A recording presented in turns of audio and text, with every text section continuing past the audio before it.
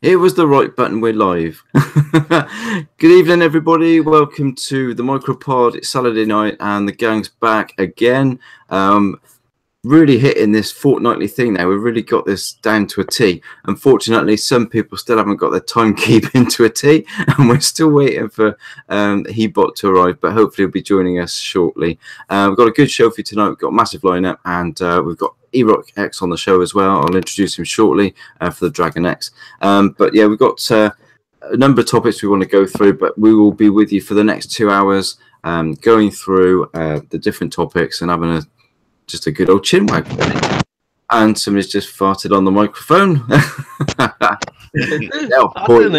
didn't hear that. No shit. Hey, listen, I'm proud of man. Like, I really did that. How do you hear that? It's Andy, you muted it, though. You still heard it. Oh my god. Anyway, I've got etiquette on this podcast. Etiquette. This is the man that drinks. Yeah, so that's mandatory. Oh, dear me. Anyway, before we go any further, I'm going to introduce our guest for this evening, whilst Dell has his little fits. Oh, blimey. What's going on with you tonight? It's Hebot as well, so we count him in as well. We're just doing the intros, buddy, so you haven't missed anything. The guest for this evening is Erock X, a good friend of mine, my partner on the Dragon X podcast with the Welsh Gamer. We had a great podcast on Thursday, so make sure you go and check that out on the Welsh Gamer's channel. But a big shout out to Erock. Give yourself a shout out, buddy, and let everybody know where they can find you. Hey guys, can you hear me? We can. All right, hey guys, this is Erock X, the Don King of Xbox, the hype man for the Xbox brand, and the meanest man on Twitter. It's great to be here, man. You guys, as I just told you earlier in the pre-show, you guys did a fantastic job interviewing Undead Labs 2 weeks ago. It was an amazing podcast. If you haven't seen it, those of you listening, tune into it, man. The MicroPod interviewing Undead Labs. Fantastic. It's great to be here, guys. I'm excited. Let's go. Excellent stuff, excellent. And we'll go over to Del Poy now because he's making loads of noise on his microphone, so we might as well hear him talking anyway. Give yourself a shout out. Firstly, I'd like to put it out there, like, I did not deal that one, okay? So whoever smelt it dealt it in my mind. So you mentioned it first, Micro, so I'm sorry, but I've got my eye on you. Anyway, yeah, Del Poy, just like to give a shout out to like the DX Mansion and Project Xbox. And also, just on a side note, I know we'll probably get to it, just like because we did have the one of the game devs from Undead Labs on 2 weeks ago, sorry, just before E3. Just massive congratulations on like the success of the game. It's going strength to strength. So yep, that's me done. Next. Cheers, Del. And go on. We're gonna go. Are you ready, Andy? We're gonna go over to the show. Did you just say the Shermanator? Oh, I did. The Shermanator. Okay. No, somebody. Wait. You cannot talk until I do this. Take it away, brother.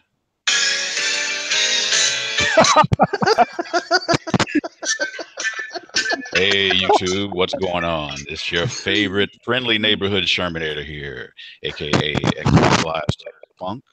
And see, that's why I didn't hear you, Chris, because somebody let one loose while you were doing the quick intro. I know. I don't know what's up with those mics. I missed that. I couldn't hear it. It's not fair. I'm gonna have to go back and listen. See, it's happening again. Yeah, we've got some feedback on your mic tonight, Del. I don't know what's happening there. It's like you're swallowing the microphone. Are you sure? Is that better? Is that better? There we go. Okay. Have you tried turning it off? If you say we tried turning it off and on again, I'm going to punch you. Right, have you tried turning it off? Right, I'll try the mute. Okay, yeah, I'll try unplugging it. Hold on. Anyway, back to you, Sherman. Oh no, it's all good. I just wanted to point that out. But getting back to brass tacks, really appreciate once again us all getting together, hanging out, and doing another podcast. Want to give a quick shout out to everybody at the mansion, everybody at Project Xbox, and everybody at Roscoe's Video Arcade. Appreciate everybody tuning in. Going to keep it short and sweet. Got a lot of stuff on my mind as far as this quick E3 wrap-up show, among other things. So without further ado, let's go do this. Definitely. And yourself, Hebot, we haven't heard from you yet, matey. Give yourself a shout out if you're there. Hopefully you are. Introduce yourself. Hiya, señoras y señores! We are back! We have a lot just rubbing your faces! Hello, guys. How are you? Nice to see you, meet you. Sorry, Guys. I'm so glad to be here and so glad that everybody's in present health, and it's wonderful. It's just wonderful time. Hello, everyone. Good evening. Good evening. He never disappoints. Oh my goodness. I just have to say, boy, Hebot, man, you are like the literal antithesis of my delivery. I mean, we're like the I don't know, I guess maybe the Abbott and Costello or right. Or I'm probably the creamer to your coffee, maybe, right? Hey, however you want to think about it, and I can hear the other guys. I can hear their brains. I hear the gears. Somebody play Barry White. Yeah. I guess that's what makes us. I'm not complaining. I love it. I love it. Oh God! Hey guys, it's great to be here, man. Great to be here. I'm glad E-Rock is joining us. Hey, how are you, my brother? Haven't talked to my buddy in a while. Yes. Life, something called life. I know, man. It gets monotonous. That's what we like doing this show. Just every 2 weeks we get to break it up and actually talk to each other. Oh dear me. It's great to have you on again anyway, Ebot. Definitely. It's awesome. Great panel tonight.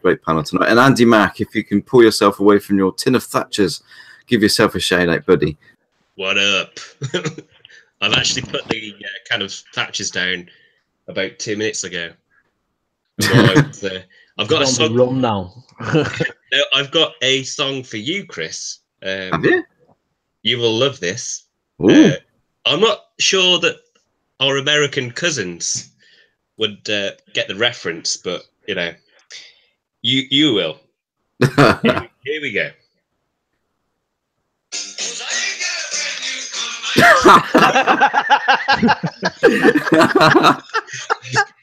There we go. Take the piss out of the Gloucestershire guy. Yeah, I get it. That was just for you. I'm glad we're all back together. It's like we're a pack of wolves.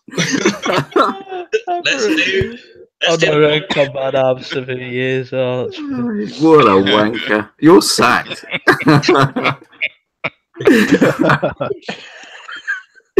Oh my God. I'm trying to do a show. I can't concentrate now. My eyes are watering. Oh my God. The thing is, though, it's going to happen. Oh my God. Do it every time. Like I downloaded it just for you. Ringtone when he rings you as well. Yeah, I'm going to hit that right now, actually. Right, we're trying to do a serious show here. Can we get on, please? Right. Right. Oh,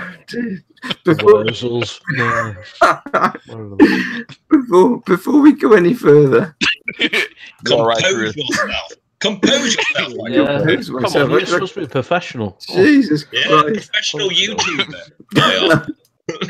Right. Well, before we go any further, oh my God, my eyes! I should have brought some tissue.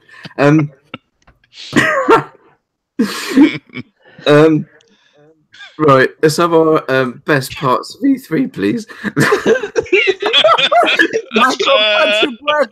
Michael, punch your breath. You can't do it. Look. Oh, the giggles are contagious, man. Yeah, Jesus Christ. Andrew. we'll say, Andrew. Mute your mic. Mute your mic, man. Mute your mic. Honestly, etiquette. Andrew. Etiquette. Andy, I I sincerely applaud you. You are the first. I mean, seriously, Chris, we all know Chris is usually very straight-laced, all about keeping the timing going, and he is literally the rock foundation of what we do every show. And for you to make him lose his composure, I applaud you. I tip my hat to you, sir. You wait till we go to EGX 2018. Video document that. We're gonna do a video. Yeah. Oh no! I'll get Welsh. Play random Wurzel songs when he's walking round. Right. We're like, I'm serious now. I muted myself. This is a serious show. You don't sound serious. Jeez. Where you're not allowed to do that next week. Oh, God. We're not doing a podcast next week. Oh, yeah, you say so. Oh, Jesus Christ! I haven't laughed out after years. You got me live as well, you bastard. Oh, right, okay. Let's start with you, E-Rock. I would like to know your highlight of E3 of this year, please, sir. Oh man, can you guys still hear me? We can, mate. You're all nice Loud and and clear. Yeah, man. Chris said this was a podcast. This is more like a riot inside, an insane asylum. Welcome to my brain. Yeah, I really wasn't expecting a whole lot out of this year's E3. I know it sounds crazy because I'm supposed to be the hype man for the Xbox brand, but every E3 it's the same thing, man. Microsoft introduces games, people complain, people watch a couple of full motion videos from Sony, and then they get on Twitter and say Sony won. This year was a little bit different. Microsoft came out swinging, man. Phil Spencer came out there almost strutting. Like I said before, with a cadence we haven't seen since the days of Steve Ballmer and Don Matrick. He came out, man, 50 games, 19 exclusives, just swinging for the bleachers. I mean, you start off with Halo Infinite, you show the next Gears of War, and then the announcements of the 5 studios, Compulsion Labs, Playground Games, Undead Labs, and the mic drop, Ninja Theory. This was the Microsoft that if you are an Xbox fan, you've been asking for. This is the Xbox that all the haters have been asking for. Where's the aggressive Xbox? Where's the games? Where's the new studios? They checked off every box, man. Single player games, multiplayer games, Japanese games. This was quite possibly Xbox's best E3 in years. That's my highlight. My highlight, guys, was the entire show because Microsoft showed an urgency that we haven't seen in a long time, and I was impressed. Yeah. I mean, I completely agree. I mean, I think it was their best E3 for probably 10 years, easily. For me, the highlight was just having Gears, Halo, and Forza on the same stage together being announced. I mean, that was a big thing to have the 3 big hitters from Xbox all on the stage together being announced, and it was like, whoa, this is the when you're opening with Halo and nobody expected it to be Halo when it first appeared, you didn't know what it was, did you? I thought it was Stargate. Yeah, I didn't have a clue. I really didn't. I was watching this thinking, what is this? I'm just scratching my head, and then all of a sudden it just hit you. Shit, it's Halo. So when you're opening a show with Halo, and you're closing it with Cyberpunk 2077, you've got a good show. It was just an amazing show. Hebot, what's your thoughts on it, mate? What was your highlight? Hello. Uh-oh. I'm here. I'm just trying to get my my mic to recover from that, exertion of heat coming out of my mouth that it accepted.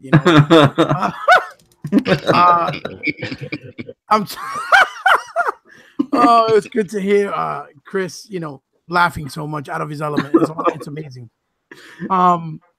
E3, I think just E3 spoke for itself. It spoke for itself. We have been saying this countless times, many podcasts in so many different ways that Microsoft was rebuilding the brand. It was going to take time. They needed to restructure. They needed to get back in their element and figure out their steps one at a time. And most of the time, what we got was, oh, you guys are stupid. Xbox is dead. You're just fanboys. You don't want to let go of the dream. What was that, Eron? We're damage controlling. Yes, we're damage controlling. You don't want to let go of the dream. It's over. Give it up. Microsoft needs to get out of the business. As a matter of fact, they are going to get out of the business. They're not making any money. You name it. We heard it. Right? And Phil Spencer got up on stage as so casually he does, being as cordial as he is and as professional as he is. And he said, listen, we heard you. He covered Japanese titles.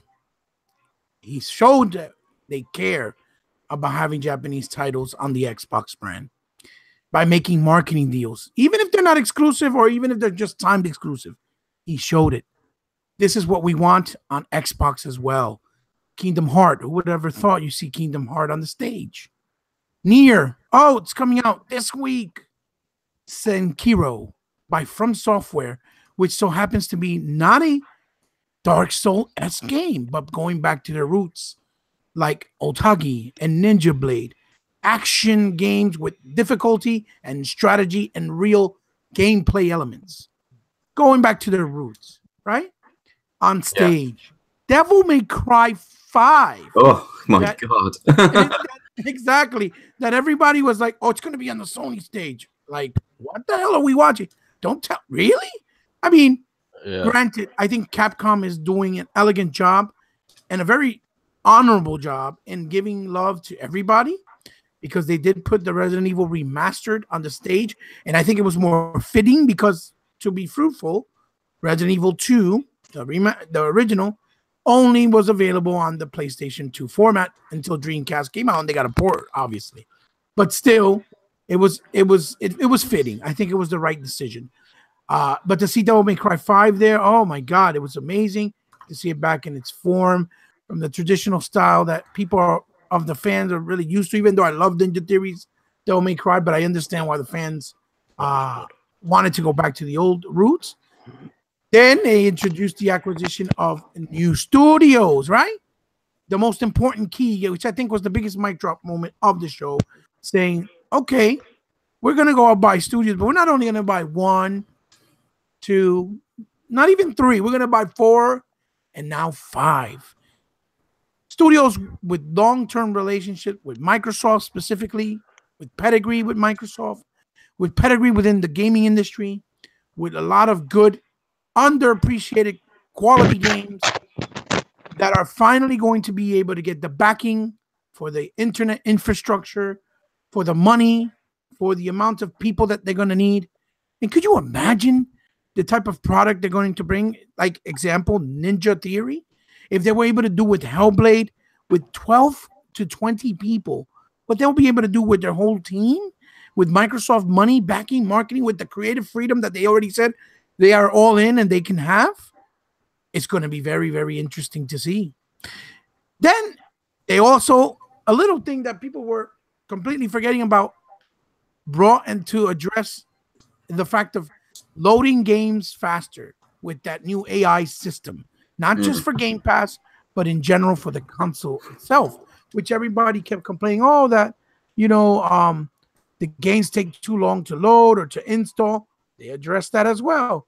They addressed marketing deals. They have a plethora of marketing deals to show our console plays the games the best. Then, what did they do? They threw a little nostalgia in there. We heard you going back. Battletoads is finally coming. Yeah, finally, after all these years. And I know it's going to be a smaller title, but it's going to be quality like Ori in the Blind Forest. And then a beautiful presentation of Crackdown, which everybody said, oh, it looks like dog doodle, which if you look at the trailer over and over and over and over again, you're seeing how much better, how much crisper, and how much cleaner the game is compared to last year's showing in E3. Then they showed you, listen, we got the big dogs coming as well. We got Gears, we got Halo, we got Ori, we got Forza. Holy cow. And then to top it all off, they said, okay, Sony, you want to be cute tonight? We're ready for you. By the way, we're not only going to take care of you guys this way with services, but we got another console already in the works that's going to be the most powerful console available in the market when it comes out. You can't ask for anything more. You know, the proof is in the pudding. They have spoken, and we still have GDC, which they said they held back things that were supposed to be placement holders just in case, but the show got too long. So in GDC, don't be surprised. At this point, Microsoft only needs to acquire maybe 2 studios or 1 in particular. And for me, that's Remedy, because they belong there. I think they associate with Microsoft. I think their identity is with Microsoft, even though they did start on PC. But they just have a good relationship and a brand, familiarity, excuse my pronunciation, with the gaming community in general, even with casuals. Remedy is Xbox, in my opinion. And if they acquire Remedy and maybe Moon Studios, that the guys who created Ori, I think that they're going to have a lot of good content and a lot of good software for years to come. That is my take. Sorry it was long-winded, but it was a lot to say. Thank you. No, you're more than welcome, mate. God, if you've got stuff to say, this is the place to say it. So, no, I completely agree with everything you said, mate. I really do. And he said it eloquently.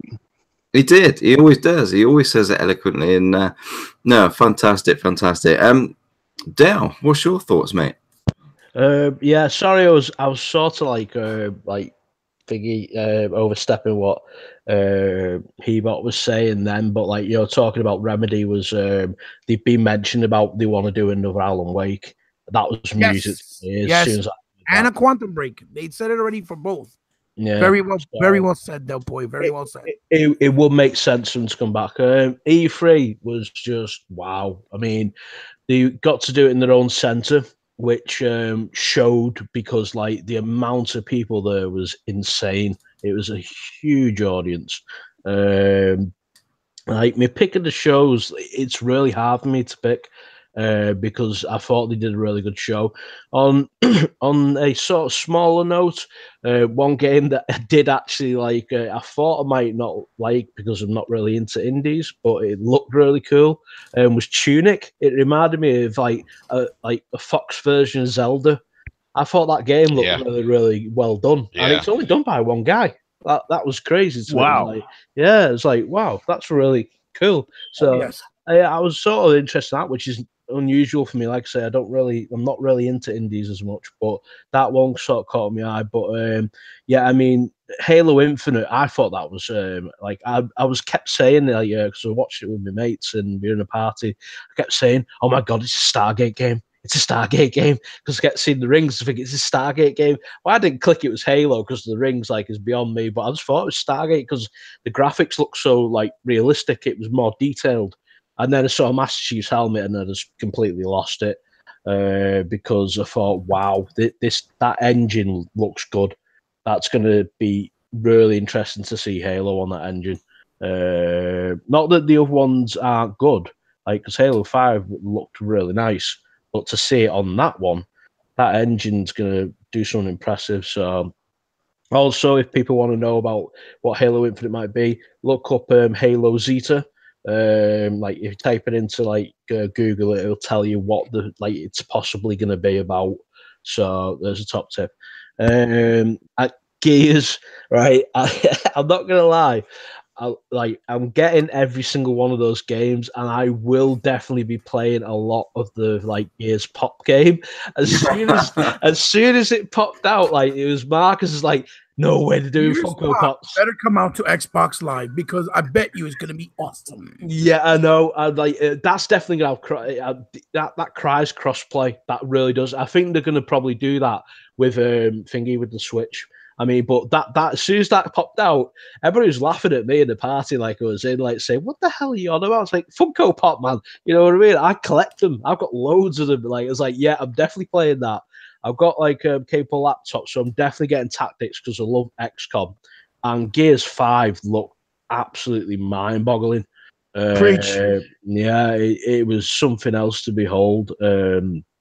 Just purely because I saw some interviews and that, like with Rob Ferguson, and he said that basically they updated the way they did the actual animations for the characters. It's all mocap now, proper mocap, so that they can actually put across a bit more emotional range, which it showed. I'm trying to keep this quick. Yeah, Devil May Cry. I was absolutely blown away when that showed up. I was like, holy moly, it's back. And Dante at the end, like, it just got me. It was like, yes. So I can't wait to play that because I love that series. And then, yeah, my steal for the show, even though it's not an Xbox exclusive, it's just purely because I grew up playing the game and the tabletop game, and I played it with like a piece of paper and like a pen. Is Cyberpunk. Yeah, I've just been waiting on that. I've read like all the books, like, and the guy who written them, like, he was fantastic writer, and the way he did like the tabletop game was brilliant. I used to play it, and it looks like they're incorporating a lot of the actual things from the game and the books into the actual game itself that we're going to be playing, which they did with The Witcher as well. So I knew it was going to be in good hands. I was interested to see how they were going to do it. And from the reactions that people have given from playing the demo, which was 50 minutes long, and what they said, it sounds mind-boggling. So, yeah, that's for me. Like, even though I'm really looking forward to all the first-party IPs, like Crackdown looked fantastic. I'm sorry, but that looked like a whole new game. Like, even when you compare the screenshots from last year and this year, it's completely different. So no wonder they delayed it. So fair enough, like to them, like well played, because it's going to pay off. But yeah, it's like I say, Cyberpunk definitely stole it for me, but that's purely a biased reason of me growing up on the games. So that's my E3 in a nutshell. Sorry, took a bit while. No, that's fine. No, I mean, I agree with everything you said. The only thing I did question was, although you got excited about it, the Gears Pop and the Gears Tactics, I question whether that should have been on the stage. They're not Xbox products, so although they're Gears, they've really been on the stage during an Xbox conference. I can understand that, but they are all Gears at the end of the day, and it's all Xbox, but they're trying to show that they're going to go across all devices. It's about expanding it. Yeah, You know what that move was, if I may? That move was basically Microsoft saying, we're going to take the hottest product in the market right now with teenagers and little kids, and we're going to make a game on it on the most played device in the world, which is handhelds, right? Yeah. To attract teens and kids to come in. And if they like the Gears universe, they could even come in and play it on Xbox through the older and more mature games as well. That's what they're doing. That I think, in my personal opinion. Well, obviously not the kids, like, because you won't want them seeing chainsaw and locusts. I get what you mean. If the blood is green, they'll probably can get away with it. Well, to be honest, I think you've called it right there. I reckon they will have a little blood in it, but it'll be green, like, so it just won't be too much for kids. So, well, it's only right that they should bleed green. Well, so there you go. Locusts, like, so locusts. As Dorian would say, we bleed green. Exactly. And we'll go to Andy Mack now before he gets too peed up on his Thatcher cider. Let's ask him what he thinks and what his thoughts on E3 West. Sorry, what? I watched quite a few of the different shows, and I thought Xbox they just showed everything that practically everybody wanted to see. The games they showed were great. They even had people from the development team come out and go a little bit more in depth for the game. I think that showed that the people who do these games actually care and want to actually talk to you directly about them. I mean, there was going back to the Gears games. I mean, they're branching out to a younger audience, and that's going to be like basically the future of the franchise for Gears. If they get them early, then later on they'll want to play like the actual console version. I mean, even Nintendo had a great conference. Same sort of setup with showing the games. I mean, they could have talked less about Smash Brothers. I mean, we didn't really need an in-depth encyclopedia about all the characters. He's like, move it along, mate, move it along. But every single show I saw had great production value, and they actually showed they cared about their user base. One thing that I really thought was really impressive and was cool at the same time was when Ubisoft brought out Joseph Gordon-Levitt about that record it or something like that. Oh yes, which yes. allows people to record stuff and add it to the game. I thought that was incredible, and you know the amount of small artists and that don't really get a lot of recognition. Yeah, graphic designers can get that through the video game. Every conference showed a great set of games, but there's only one that really didn't show up. They just turned up and go, "Hey, check out these trailers. See ya." They did, but with the guy with a flute. Yeah, I mean, people who damage control the Sony conference, they need to lay off the crack, because that was complete garbage, right? The games they showed were great, but the whole production value was terrible, right? Like a cult fest. Yeah, the fact that they showed you how they erected the two tents is an absolute farce, right? Why do we need to see someone putting up a tent for? And then it was like, you hear all these people on Twitter talk about Inside Xbox. They need to cancel it, right? The PlayStation conference was just basically Inside Xbox for PlayStation. Whoa. Inside Xbox is good. Yes, I do like it, but it's not. You know, it was basically them with a panel on a desk outside, right? That's all they gave you. Smaller production value, yeah. They had no production value. They should have just not turned up, and they just says, right, all come in here. We're going to show you all these trailers. See ya. You know, it wasn't a conference for Sony at all. It was an absolute joke. You know, they didn't even get a Japanese man to play the flute, and then they got some guy on a banjo. Yeah. You know, with that banjo, right? All I could think about was all that song going, "When I'm cleaning windows." That's all I got from that. Sorry, but you're disgracing the memory of George Formby there. That's a great song, but that's all he's brilliant. So yeah, don't compare it to George Formby. It's more like the rednecks, like you're in Deliverance. That's what you got it there. You got it there, and I was watching the start, and I was just expecting to see Ned Beatty wandering on his hands and knees in his underpants with the redneck behind him going, "You piggy." and it was like, yeah. That's what I was waiting for. That guy came out. Oh my goodness! Am I watching the wrong thing? Oh, that's hilarious. He goes, "We're going to take you on an adventure." Really? Yeah. Get the lube. Is this conference turned into a theme park ride? I mean, you know, I can see what they were trying to do, but it just didn't work for game conference. It's not what you want. You want to see the games. You don't need all of that palaver. It wasn't a conference. Let's be honest. Anyone who said, you know, I even saw someone on Twitter goes, "I thought the Sony conference was." I gave it a 9 out of 10, same as Xbox. I just like stopped smoking crack, mate. Honestly, no, it's not just about game trailers.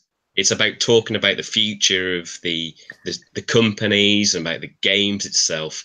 A bit more in depth because quite frankly, you could. I know I watched it on YouTube the next day, but everybody could have just watched a few trailers from Sony on YouTube.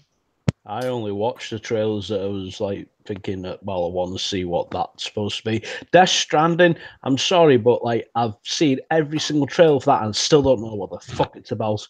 What it is, Pardon the language. Postman, it's Postman Pat, right? No. Oh yeah, I saw the FedEx version. Yeah, Postman Pat. And what is it? What they want to do for that game is they should have not had Norman Reedus. They should have had the guy who played that farmer from Postman Pat. Or either a Pat. How's it going, mate? He's having a go at you again, Chris. I know, I heard. Don't worry, it's all going down. I've written it down. It's going in my It was more like, all right, Pat, how's it going? How was that any different to what you just did previously? Postman Pat was a cartoon over there, by the way, guys. It was like when they brought out that first trailer and it was The Last of Us, and I thought, yeah, that's cool. The fact that they've turned the character into a lesbian now, it's like I might just play. I don't think you can turn her into a lesbian. I think she's always been a lesbian. Yeah, I think she was in the DLC, wasn't she? Yeah. I think so. Well, that's that debunk. Yeah, there you go. I did wonder what I tuned into. But I have to say, Andy, well done. That's probably the longest you've spoken about a subject on the podcast. Ever. So, yeah, ever. So, well I drink more often, shouldn't I? You're always drinking. Once he pops, he can't stop. That's it. Call me Pringles. Right, we're going to go all the way over to the right-hand side now. Well, it is for me anyway, and it's Sherman's turn because he hasn't got his points over yet. What were your thoughts on E3, Sherman, the Shermanator? Oh well, normally I would say where to begin. I think everybody so far has really done an admirable job summing it up. So it's not much for me to say. I'll just gloss over a few highlights, some of which has already been mentioned, but then there's a couple of things that nobody's spoken of. First of all, what stood out for me was the crowd size. They always say, "Oh, size doesn't matter." Yeah, it kind of does in this case. Depends who you're talking to, mate. It really does. Yeah, and remember, this is a family show, so I'm just gonna leave it at that. I apologize.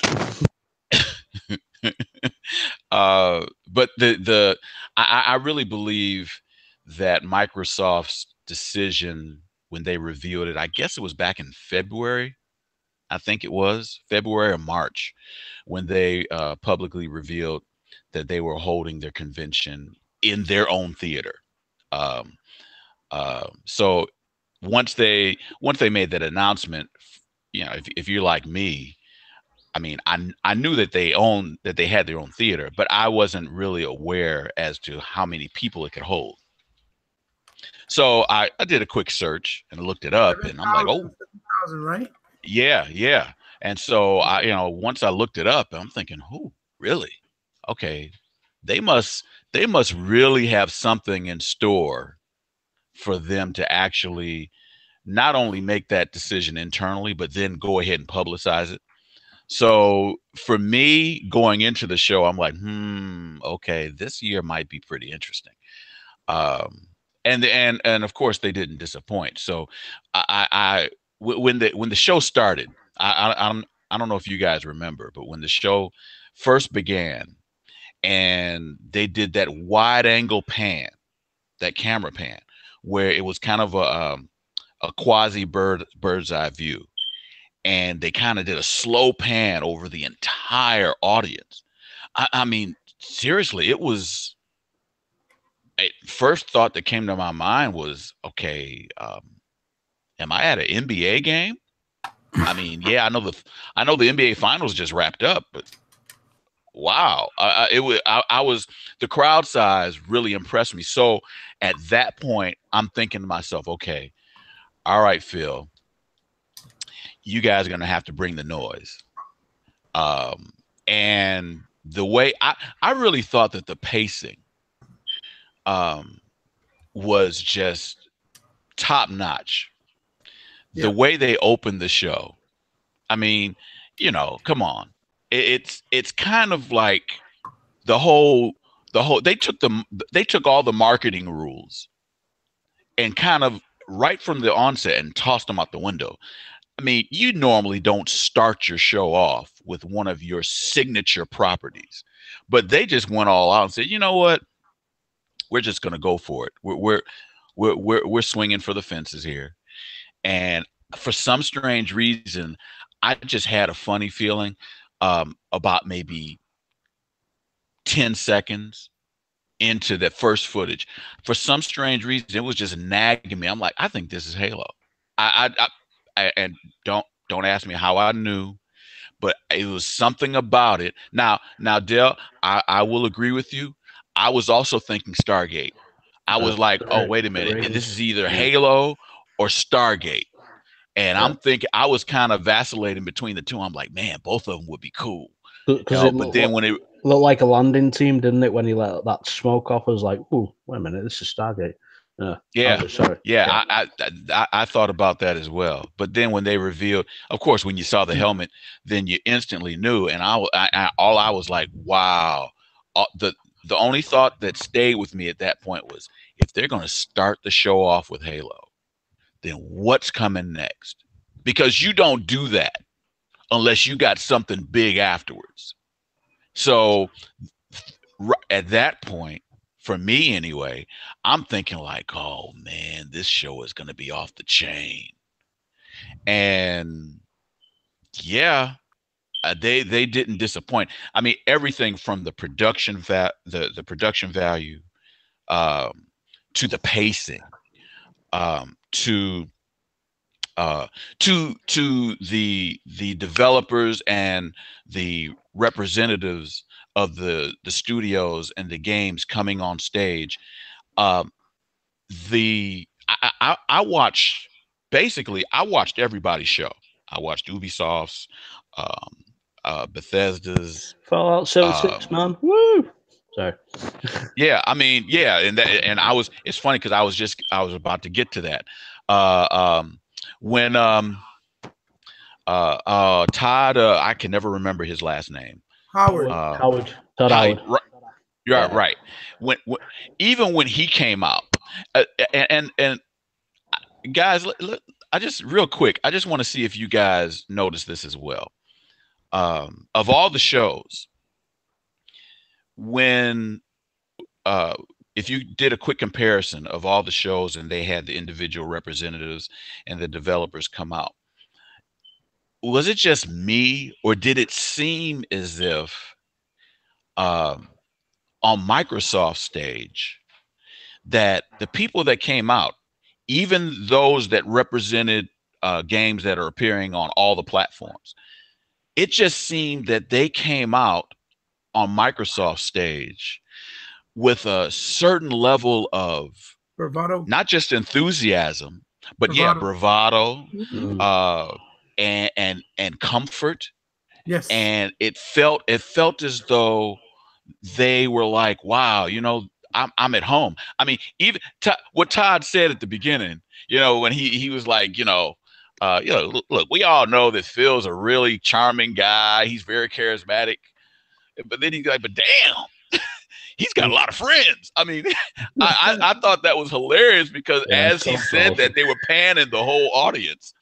And again, that let me know exactly how the developers are feeling about Microsoft right now and the Xbox brand. It's almost as if it's a new day. It all goes back to Microsoft, the keynote speech that Phil did. Yeah, it really does. It all, there's a lot of pieces to this puzzle. Yes, there is. That honestly, I really do believe that this year at this E3, Microsoft was out to prove a point. And I really believe that they succeeded. I mean, they actually went beyond what I believe was even their own expectations, because after all the shows wrapped up for the first time that I can recall within at least the past, I would say, 8 years. This was the first time that even the majority of the gaming media said, oh, yeah, you know what? Microsoft, yeah, they pretty much own this one, especially in comparison to Sony. I mean, for the first time, I mean, yeah, of course, you had a couple of outlets that were going to go ahead and try and like, oh, they're making excuses for Sony's show and etc. But the majority of the gaming press even were like, oh, yeah, so Microsoft, man, it's a new day over there. They're really serious. They're planning for the future. They've got a vision. And in comparison to, you know, I mean, I couldn't tell you how many ones I read were like, what was that over at Sony? What in the world? What happened over there? You know, did their alarm clocks not go off? I mean, did they forget that there's I mean, it was a paradigm shift. Sure. And yes, if I may, it almost felt like the slogan should have been, "We're here to stay." That's what the slogan should have been to the show. Yeah. You know what? That would have actually been, you know what? They need to send you a check. Because that would have been perfect. That really would. Yeah, the games that they showed, they covered, they got everybody covered. Whatever you're into, they definitely had not just one thing, they had multiple choices for you. And not only that, you know, yeah, we can talk about what was revealed at the show, but for me, what stood out also was what was trickling out after the show, almost on a day-by-day basis. So, of course, you know, Sunday was the big day, but then afterwards, they did a couple of other reveals. Yeah, we've got Vigor coming. Right. And then, you know, it was funny to me how they could have announced it then, but what I found really interesting was that they didn't really, I mean, they mentioned it briefly, but they didn't go into it wholeheartedly as far as how much they've gotten behind the concept of crossplay. And so I guess they figured that they'd go ahead and let the other studios handle that for them.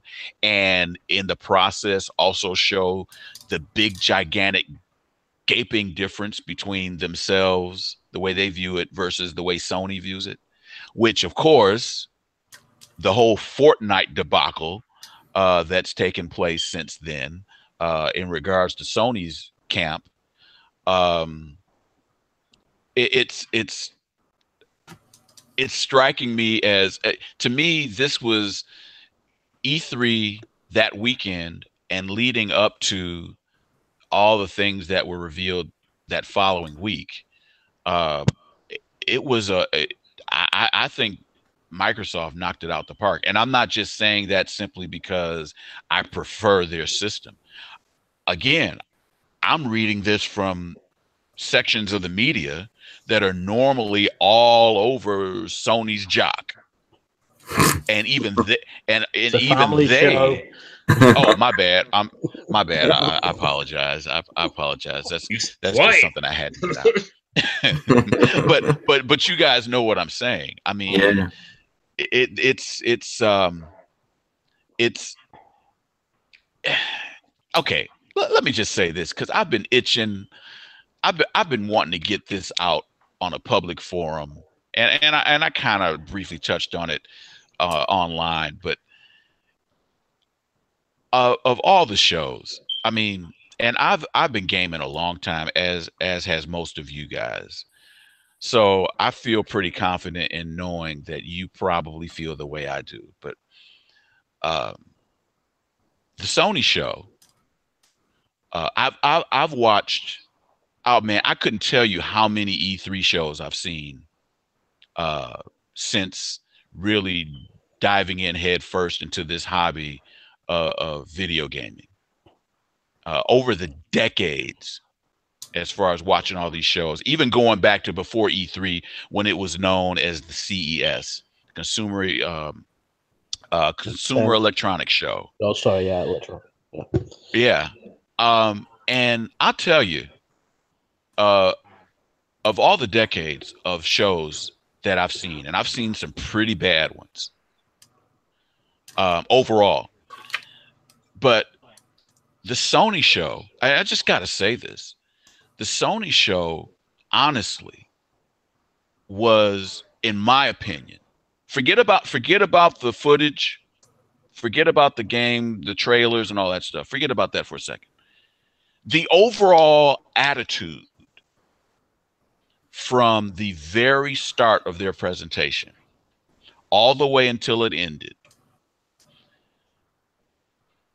as a gamer, of all the shows that I've seen,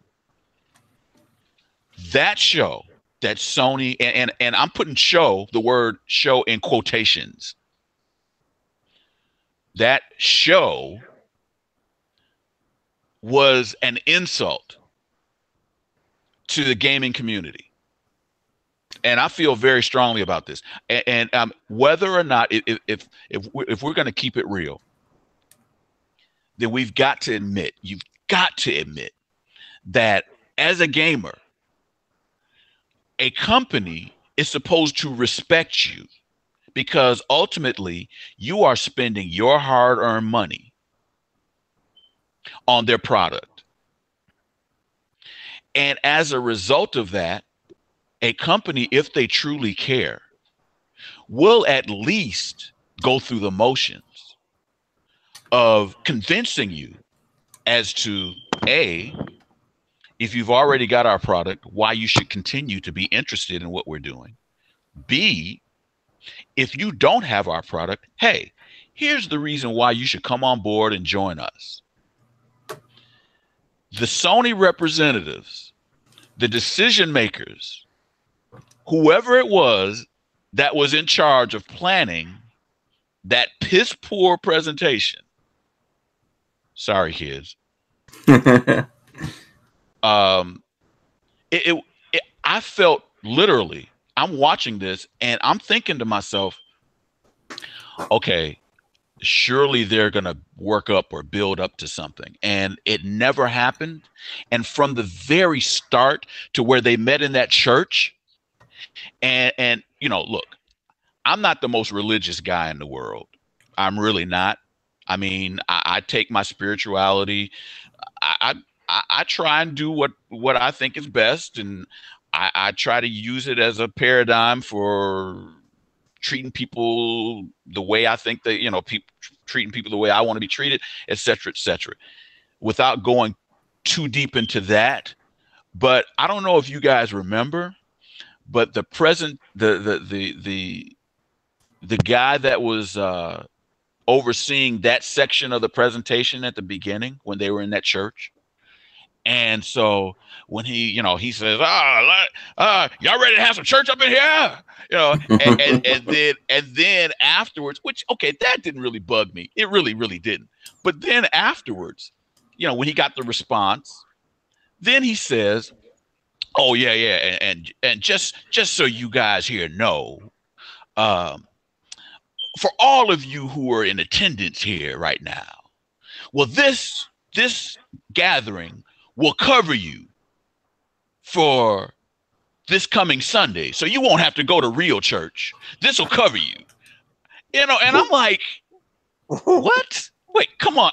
Did I really just hear that? And so, you know, I hit the remote and I paused and I hit rewind real quick.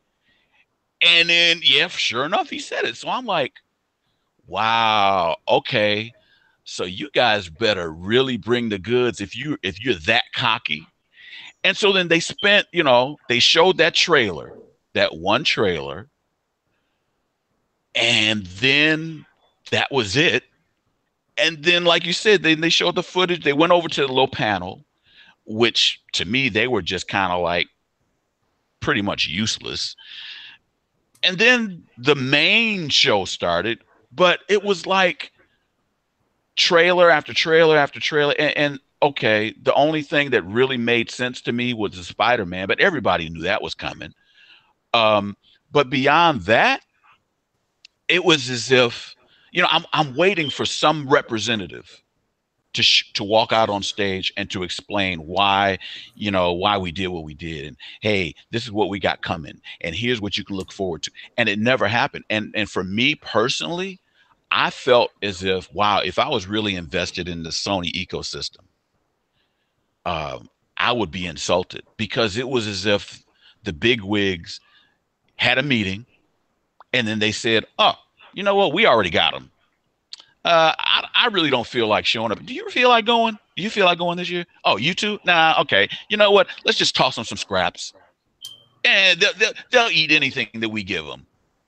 Oh, it was just as if it reminded me of an organization that's gotten, as my grandmother used to say, they've gotten too big for their britches, you know, and it's as if they know they're on top, so they don't even have to try anymore. I think what you've hit that on the head there, to be honest with you, because I'm sort of feeling that they're sort of going towards that area that Nintendo found themselves in after Yes, Wii. exactly. And they become very complacent with their market position, and brought out the Wii U and thought it was going to smash everything, and they were very complacent, and they didn't, and they dropped the ball, and it was a massive failure. And I think Sony have got themselves into this position now where they think they don't have to try anymore. They've become complacent. They've got the market share. Well, yeah, and you know, if you really do a comparison, and I mean, you know, it's so easy to fall into this trap, and then when you do fall into the trap, then folks standing on the outside looking in, or if, you know, whether you're in the Sony camp or the Microsoft camp or the Nintendo camp or whatever, it's very easy to become tribalized. And so everybody's on their team, right? And for those people who are casual, it's very easy for them to look and see like, oh, see, you know, of course you're going to say that because you're on this side versus them over there on that side. But that's not really what's going on in this case. I mean, I've talked to people who saw both shows, who saw all the shows actually. And they've even said, like, man, it was like Sony didn't even show up. Yeah, they showed, yeah, the trailers were okay, but it was like, man, I can't tell you how many people I've talked to that have echoed the same sentiment. And depending on what happens, the fallout after this, I don't know. I find it very interesting that even people who are kind of Xbox haters, right? Even they have verbalized, at least to me anyway, that the difference between Microsoft's show and Sony's show was like night and day. You know, I mean, it was such a drastic difference that here's a company on Microsoft, they're just like really, they're showing they care. They've got a game plan. They've got a strategy for the future. They're bringing out all these reps. They've got a little swagger in this step as far as they know what they're doing, and they're confident. And then here's this other company who couldn't even be bothered to show up. No, I'm serious. Yeah, I'm serious. And you know, the whole thing about like, oh, this game system is better than that. Yeah, deep down, we know the truth, right? But as far as the whole public persona, I try not to get too wrapped up into that, because at the end of the day, you know, you spend your money on whatever you want, right? But with this particular show and the way and their behavior, because to me, at the end of the day, that's what it amounts up to. Sony's behavior or lack of with this show, this E3, this was the first time that it really, really bugged me. I mean, it was so the level of arrogance that for them not to even feel like they need to show up. I mean, literally what I said earlier, that's really how I took it. Like, oh yeah, you know what? Forget those scrubs. You know, we got them. You know, it's like, yeah, you know, we got the goods on them, and we don't have to do anything. We'll just show them a couple of trailers and be done with it. And to me, it was seriously, I really did. I felt a bit insulted. And so for me, I kept thinking, man, if I was really into the PlayStation brand, I would be kind of upset. And then after the fact, which this week, it was kind of retribution, if you will, when the State of Decay numbers came out. You know, I was like, wow, okay, so this is kind of a domino effect thing. That, unfortunately, my take of the whole E3, great for Microsoft. Of course, Ubisoft, the Ubisoft show was, it was typical Ubisoft. It was okay. Bethesda, I thought they had a good show. Yeah. And I just got to say, and then after this, we'll move on to another topic if you want. But I just have to say this. My favorite quote of the entire E3 show, of all the shows, my favorite quote was from the vice president of Bethesda when he was talking about Wolfenstein. When he was talking about Wolfenstein, you guys remember that? When he was like,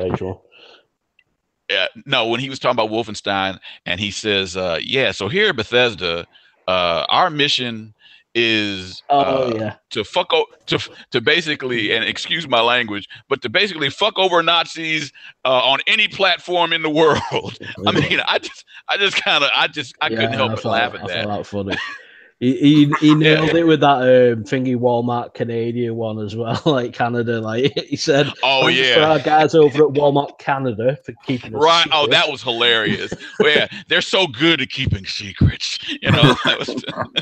I got it. They actually recorded it. The German guy said, "I just like it." Jesus. Well, I'll tell you what, I mean, the biggest things that I took out from E3, I mean, I enjoyed all the shows. I think EA's show was pretty poor again. The only thing that really got my attention was Battlefield 5 and Anthem. I'm not interested in all the sports titles that they keep piling out every year, and they keep showing a lot of time that they dedicate. That's the bread and butter, though. Oh, man, FIFA. It just drives me insane. Oh, God. But I think the biggest thing to come out of the Xbox conference, and it was the biggest message that Phil Spencer gave us throughout the entire show, out of that hour and 3/4, was they're here to stay, and there's a new console on the market coming. They are in development now, and that's the biggest one for me, because that has been something that they've been all over the internet and social media, that the Xbox One was going to be their last console. I never believed that. There's always a place in the market for the consoles. We're console gamers for a reason. So in my opinion, that was the biggest thing to come from the Xbox conference, was the fact that they're here to stay, and the new console is being developed now for 2020, 2021 release. So for me, that was the biggest thing.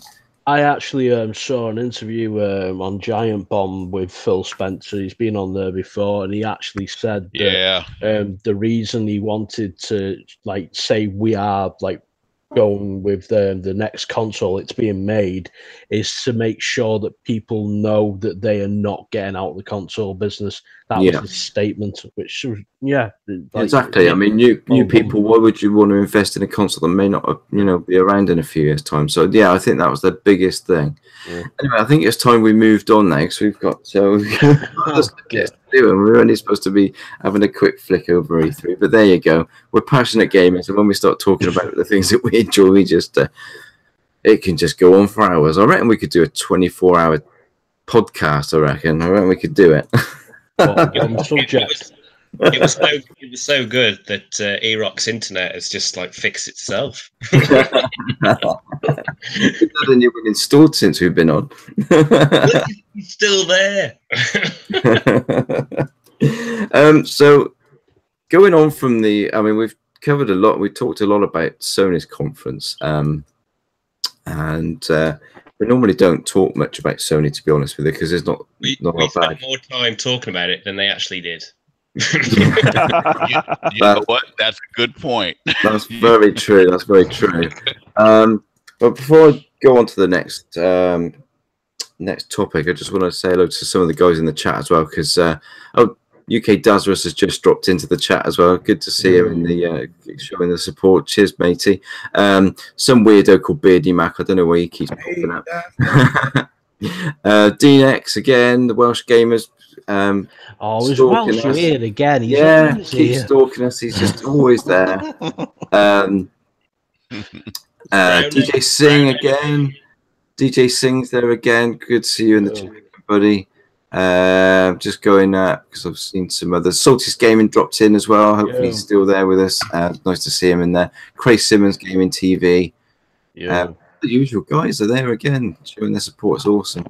So go on to our next topic. Then we want to talk about the relationship that seems to be building up between Nintendo and Microsoft at the moment, and this is all spun from.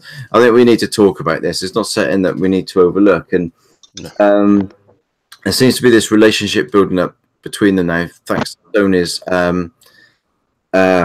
what's the word you could call it? I suppose ignorance. I suppose gaming ignorance.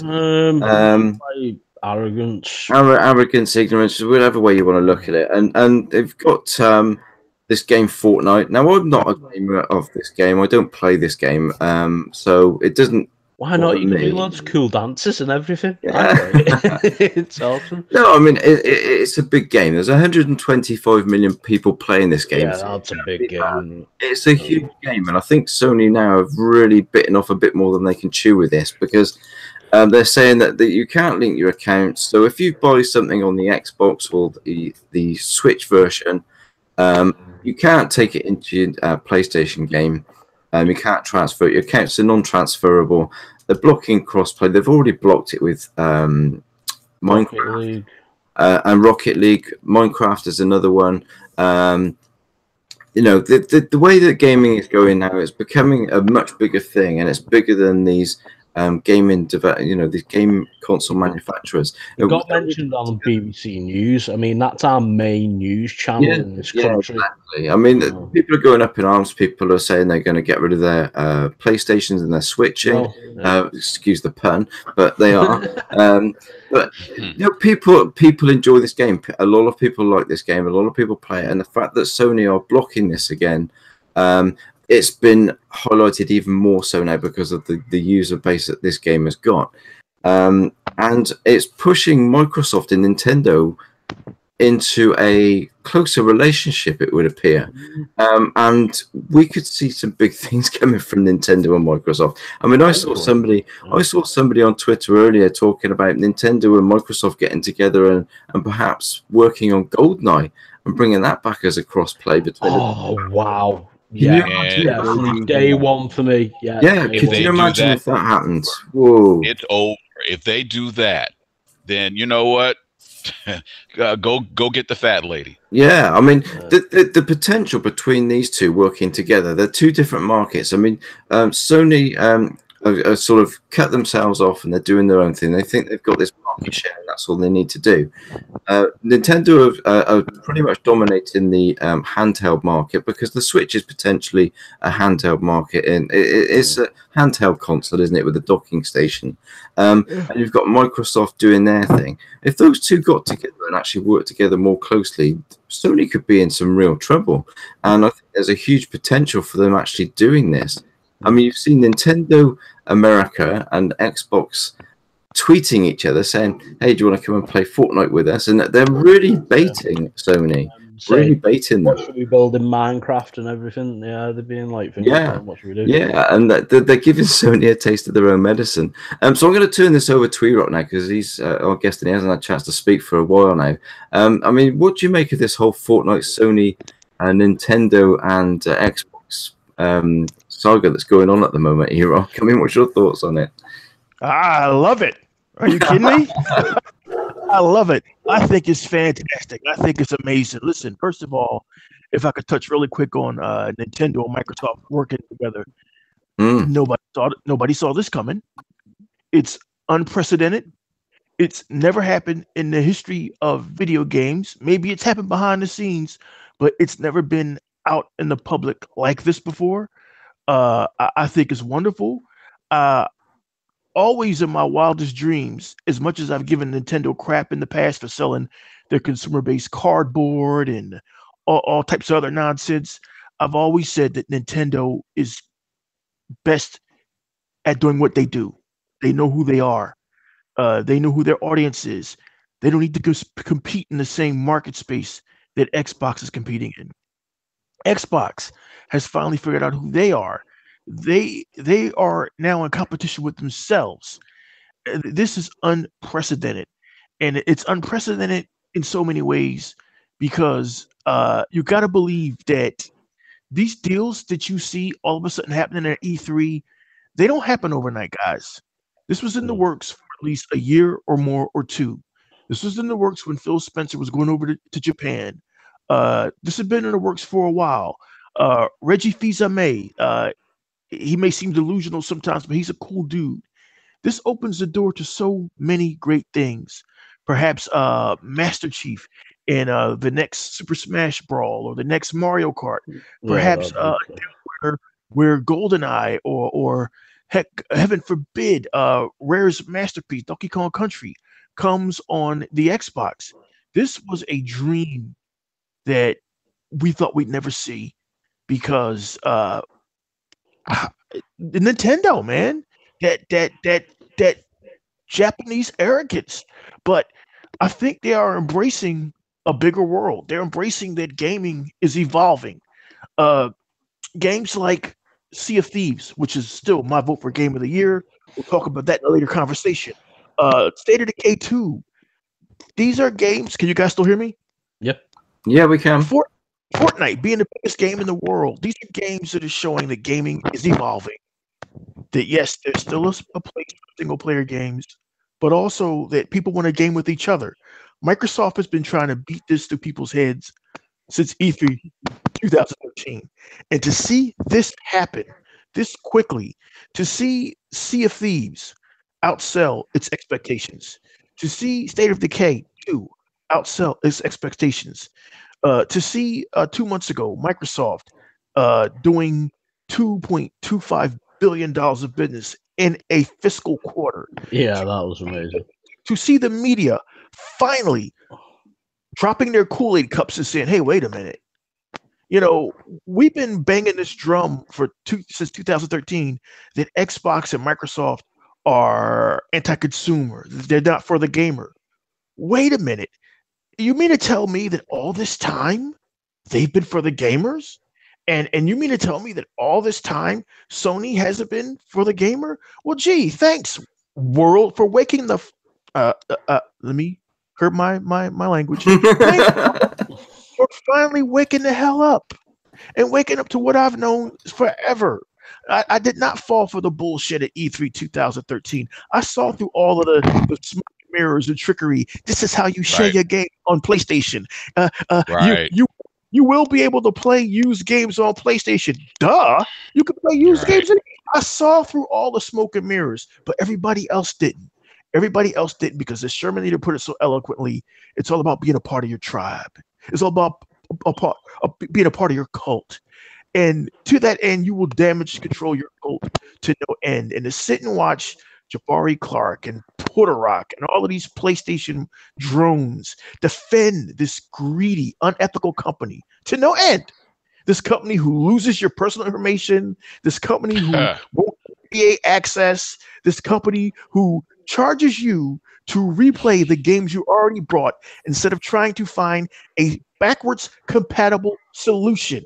So to finally see Engadget, the media say, you know what, we were wrong about Microsoft. To finally see the media say, this kind of hurts to say, but we were wrong about Microsoft. This is the sweetest kind of revenge. So now you're seeing the damage control and the goalpost moving. You're seeing the Sony fans with their little tweets. Well, you know, we never did really like Nintendo anyway. Oh, you were loving them 2 weeks ago. You were loving them. Yeah, buy a PlayStation and a Switch and screw Xbox. You were loving them for the longest. Oh, y'all don't love Nintendo no more. You don't love them no more because your overlords over in Osaka have denied you again. But they're for the gamers. They're for the gamers. Biggest bunch of just just mind-washed, brainwashed corporate slaves in the history. I thought it was bad during the Xbox 360 era. It's been worse this era. And to finally see the critics, to finally see all the naysayers shut up is one thing with Sea of Thieves, with State of Decay, with 2.25 billion in a fiscal quarter. But to see this happen, Nintendo making a commercial with a Switch controller and an Xbox controller. Man. Yeah. That is, as Shermanator said, it's part of I can't pronounce the word. It's paradigm shift. It's a paradigm shift. It's a paradigm shift, and you can sit and talk about, well, we're still leading in sales. Well, the lesbians of us are coming out next year. You can whitewash this shit all you want. There is you cannot. It's finally out there. It's out there in the wild to see. Sony's anti-consumer, He-Bot, and everybody who can breathe has only been saying this for the last 10 years. What the hell took the rest of the world so long? To answer your question, this is unprecedented. I did not expect Nintendo to make a commercial with them and Xbox working together, basically throwing shade at Sony, but I love it. I love it. Nobody deserves to get these L's more than Sony. I love it. I think E-Rock loves it. Don't you love it? God, yeah. No, if you're an Xbox fan, you have to love it. You've had to put up with this shit since 2013. Come on, guys. Yeah, definitely. I tweeted it out yesterday. These two working together, the only thing that can come out of this is goodness for gamers. You know, this is good for gamers as a gaming community. This is amazing. So I'm for it, and the possibilities are endless. Whether we see more coming from them, and whether this is just a short-lived thing, just to have a little dig, we'll have to wait and see. But I actually see more coming, because if you remember on stage, Phil did say that they're working on getting game streaming of any Xbox game to any device, like perfect quality. Now, considering the Switch, fair enough, it's like they've got their own ecosystem. If they give the ability for you to stream Xbox games as a service to the Switch, I think that people might pick that up. You know what I mean? So that's another side of the dice. Like there's a lot going on, a lot behind the scenes we won't know about, but I reckon that's what was one of the things he was trying to get across. So I reckon that's going to happen. It's going to be like an Xbox One app or an Xbox app on the Switch, and then maybe we'll get a Switch app. You know what I mean? And it's figure it works out for both companies. I won't mind playing Mario Kart on my Xbox, would you? No, I love Mario Kart. It's awesome. Smash Bros on Xbox.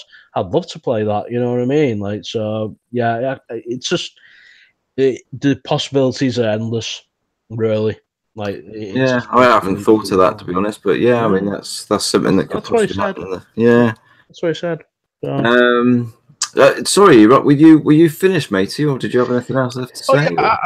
I was finished. I'm just, this is unprecedented, and I love all these L's that the PlayStation community and PlayStation themselves have been taking. I love it. You chicken finally come home to roost. You guys are being gentlemen. You could come out and say it. As I told Kenny Jago, I'm an Xbox guy. I don't have to be neutral. I love Xbox, and I've had to put up with so much shit. The last Thieves, Sea of Dog shit, diabetic gaming. Look at reviews of State of Decay. Man, the L's are being handed out. The L's are being handed out hard. It's being handed out hard. Yeah. I mean, we don't use that retarded shit on this channel. Listen, I made a video that nobody watched saying Xbox community, go out there and support State of Decay 2. And my God, I mean, this isn't even counting the Game Pass. Look, dude, guys, I'm loving this. Any more black eyes that Sony gets, I may do a backflip. I'll do the robot. It is nice to see it going all the other way because we have. I mean, since 2013, we've had nothing but shit, haven't we? It's just been continual, and we've been there beating the drum and continuing. And it's finally coming to roost, and it's turning itself around. And Microsoft have got a lot to. They need a big clap and a congratulations to what they've done recently. They really do. Hebot, what's your thoughts, mate? Can you guys hear me? We can. A little bit low. There we go. Okay. Well, I'm gonna start. I'm gonna start with what probably would sound like I'm trying to take Sony's side on this, but then you'll understand why as I continue going on. But I think the reality of it is that Sony's that hurt for money right now, and we just don't see it. I really think just because they have console sales and they have a bigger market with the consoles, people are thinking that they got all this income and flow coming in, which in reality it's not, because they're sharing it. Because if it's a multi-plat somewhere there, they're sharing it with obviously the other companies that own them and the developers and themselves. And then consoles, they pretty much make about $18 a console until the value of that hardware starts to drop, and maybe they'll make a little bit more or break even. And I think that's the reason why, and the reasoning why they also didn't announce the PS5 like everybody was speculating, right? At E3, because now they got to really do their what you call paperwork to kind of see and what type of angle they're going to come at this, because Microsoft already said we're putting resource and development into the next console, and they know Microsoft is not Sega. They can't bully them out of the industry, and they know they have a lot of paper, of paper. Yes. So how they're going to approach this is going to be pivotal to them, because this could either make them again or break them. And in this case, they're not looking too good, because imagine now you have one of the renowned gaming studios and companies in the world. I've never known a company to have so much L's and failures and yet still get a pass and get forgiven, like Nintendo. Preach, brother. Yeah. Like Nintendo, okay? And I know people are like, but what are you talking about? Well, what are they talking about? Well, their IP are all old. More than 35 years old or 30 years old. They're old. They finally made a new IP in, Splatoon, this generation, and the last generation with the Wii U. But Xbox is all the shit. Right. so watch it. They're like, oh yeah, but they make the world's most pronounced video games in the universe over and over again. And what do I say to that? I was 12. You better make the most pronounced video games in the universe based on the genre, because that's all you've been making. Yes. It's like the more you make love to your wife, the better you're going to get at it, right? And I know it sounds vulgar. That's what I know it sounds vulgar, but I mean that in a very romantic way. So with that being said, it's a family show. Yes. Sorry, kids. So with that being said, every relationship has a beginning, and every relationship has to start from somewhere, and every good relationship has to be nurtured, right? In order to find out whether it's good or not. And this is what's happening right now. We're getting the stepping stones with a relationship with the most beloved company in the world, with Nintendo, right? And now Microsoft, the most hated company in the world. But they're hated not because they're bad. They're hated because they know they can't get them out of the market. They can't take them out of here. They cannot be pushed over. They cannot be bullied. And they're not fighting back. They're just saying, listen, they rub it off their shoulder like Luke Skywalker did in Last Jedi when he got shot by all those walkers. Spoiler alert. Brush it off their shoulder and say, listen, it's all good. We got money and we're here to stay. So we got billions. Yes. E-Rock, I know you're loving it more than anybody right at this point. I'm loving it. Yeah. It's a good thing, but I still don't understand why people think that Nintendo, the PlayStation, or Sega, God bless them, Microsoft, right, can't still be their own entity, even though they do things like this in partnership. To be honest with you, I think this is more of a setup, right, for bigger things like having guest characters in Super Smash Brothers, for example, for Nintendo, right? Possibly Ori, possibly Banjo, possibly, Yes. Even Cameo. Characters that were known from Rare, like Conker, that could appear maybe as guest characters in Nintendo IPs, because Nintendo is also very related with Rare. And a lot of people only relate them to Rare, even though they've been gone and been sold many years. And I also think there's also another window or stepping stone for maybe Microsoft to allow them, or them allow Microsoft to make perhaps maybe a big budget, brand new GoldenEye. Because that's been one of the constraints that they've been holding, that people have been asking for quite some time. You see what I'm saying? So if they allow them to use these characters in Smash Brothers, then they can make a GoldenEye and split the profits some way, somehow. Oh my God, it's just a win-win for everybody. Microsoft, Nintendo, the gamers, the community, gaming as in general, as a whole. And I also think Nintendo got a big scare with the abrupt decline of their success with Wii U or Wii 1, right? That it was the highest selling console in history, right? Mm. Even more than the PS2 or PS1, believe it or not. Yeah. And then it so drastically dropped because the support couldn't continue, because people saw that it was a gimmick and really weren't looking at the rest of their library, right? Because of the power not being there, the constraints. So the third-party support started falling short, because unless you build it proprietarily for that console, you couldn't really do what the 360 and the PS1 or PS3 rather were doing, like Crisis, which was a big deal, Crisis 2, Crisis 3. And which those we still need on back compat. I might just get in there. We still need Crisis on back compat. Absolutely, yes. absolutely. And the big behemoths like Grand Theft Auto and games like the gorillas in the room, like Call of Duty, Battlefield. You guys get the gist of what I'm saying. So they got a big scare. That's why they started moving into a different direction and got into toys again, which that's how they started originally. Started doing the Amiibos, brought out the Wii U, and still the Wii U did not take off. People weren't happy. Why? Because they didn't have enough software. To be honest with you, I think the same thing is happening to them right now with the Switch. And they see that because the Switch has a lot of games, but it's old 8 and 9-year-old games that were on Xbox Live 9 years ago. You see? Mm. So it's new to them, but not new to those who've been playing on every console or set consoles for the last 10 or 15 years, let's just say, right? So I think they see this. They see that Microsoft just keeps growing and growing and growing. They see they have the best infrastructure in all of gaming right now. So they figure, you know what? It's not going to hurt. We don't want to get our audiences angry when we finally got them in our side with the success of the Switch.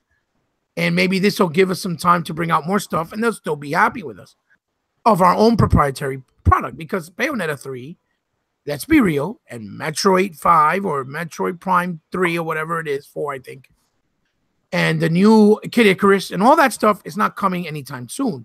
Because like Xbox, it takes time. It takes time to build new IPs, especially if you want them polished, especially if they're millions of dollars, and especially if you want them to be hitters when they come out, right? Because we live in an age where the new age gamers just don't appreciate a goddamn thing. They're too entitled, and they think everything's garbage because they say so, right? Mm-hmm. With no factual proof, right? Mm-hmm. So, yeah, I agree. This is only beautiful and wonderful and positive for the gaming community. Even the butthurt, dum-dums, retard, mindless, spineless, sponge brain people over there at Sony side, okay, because that's the best way to put it without getting too insulting. This is good even without getting too insulted. Right, exactly. I didn't think there was anything you left out then. Yeah, I would have chosen a better word, like, to be honest, than the artwork. This is good even Man, for I'd like them. to hear what happens if you get. I like to hear what you would have to say if you were purposely trying to be insulting. Purposely. Oh, I've been down that road. It's not a pretty one. Trust me, I don't like it. But before I forget, basically they don't even realize. Right. They don't even realize that this is good for them. Unfortunately, it's almost like Microsoft and Nintendo is going to have to carry the weight until Sony wakes up and smells the Kool-Aid. Because I know you need money, Sony, and it's perfectly understandable because it's a business first and foremost. But you can't piss your audience off. You can't tell people that bought a product, no, you're not going to be able to use it anywhere else when it's not even your IP. Because Fortnite, things like Rocket League, like, Chris was saying, those games are multi-plats. They are not Sony exclusives. They're multi-plats. So why not give people that already spend hundreds and hundreds of dollars on these games the ability to play them wherever they go and sign in with no problem? It's their property. They paid for it, especially if they prefer your platform. You see? But I think part of it has to do with what E-Rock's saying too. It's almost like they're giving their audience a middle finger and saying, too bad if you don't like it. It is what it is. We're the market leaders. We can't be stopped. And it is what it is. But that still doesn't mean that people won't damage control or that that people are not going to be like, oh, it's okay. Because I just posted something on Twitter earlier, which I tagged, I believe, all of you or most of you. Somebody posted a picture of like a middle finger and it says, you don't need them, conquer all by yourself. Oh, yeah, I saw that. Or something like that. And the first thing that came to mind was these are the type of gamers, right, that the PlayStation 1 brand brought into gaming 20 years ago. This is what I say when I tell people that Sony brought in casuals that do not respect the hobby, the culture, the developers, everyone that's involved in gaming, because it's an art form. It's not just, just somebody walking outside the door throwing out their trash can. It's not that simple. It's an art form. And we knew this because we've been doing and supporting since the beginning. So we knew this all along. It's just it took time for the people in the suits, the corporate people, to realize, hey, listen, this has got to be respected. This is a job for somebody. These are talented people. This is an art form, and it makes money, which is a good thing. It's never a bad thing. And so it's just proves and kind of cements, and it gives us all vindication. We've all been vindicted, right?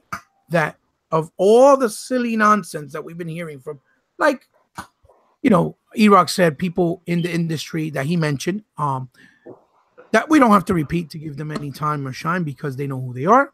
And that even called us ignorant because of our age, that we were childish and babyish, when all we ever done is spoken with respect, educatedly, and being as open and as clear and as factual as anyone can possibly be doing this.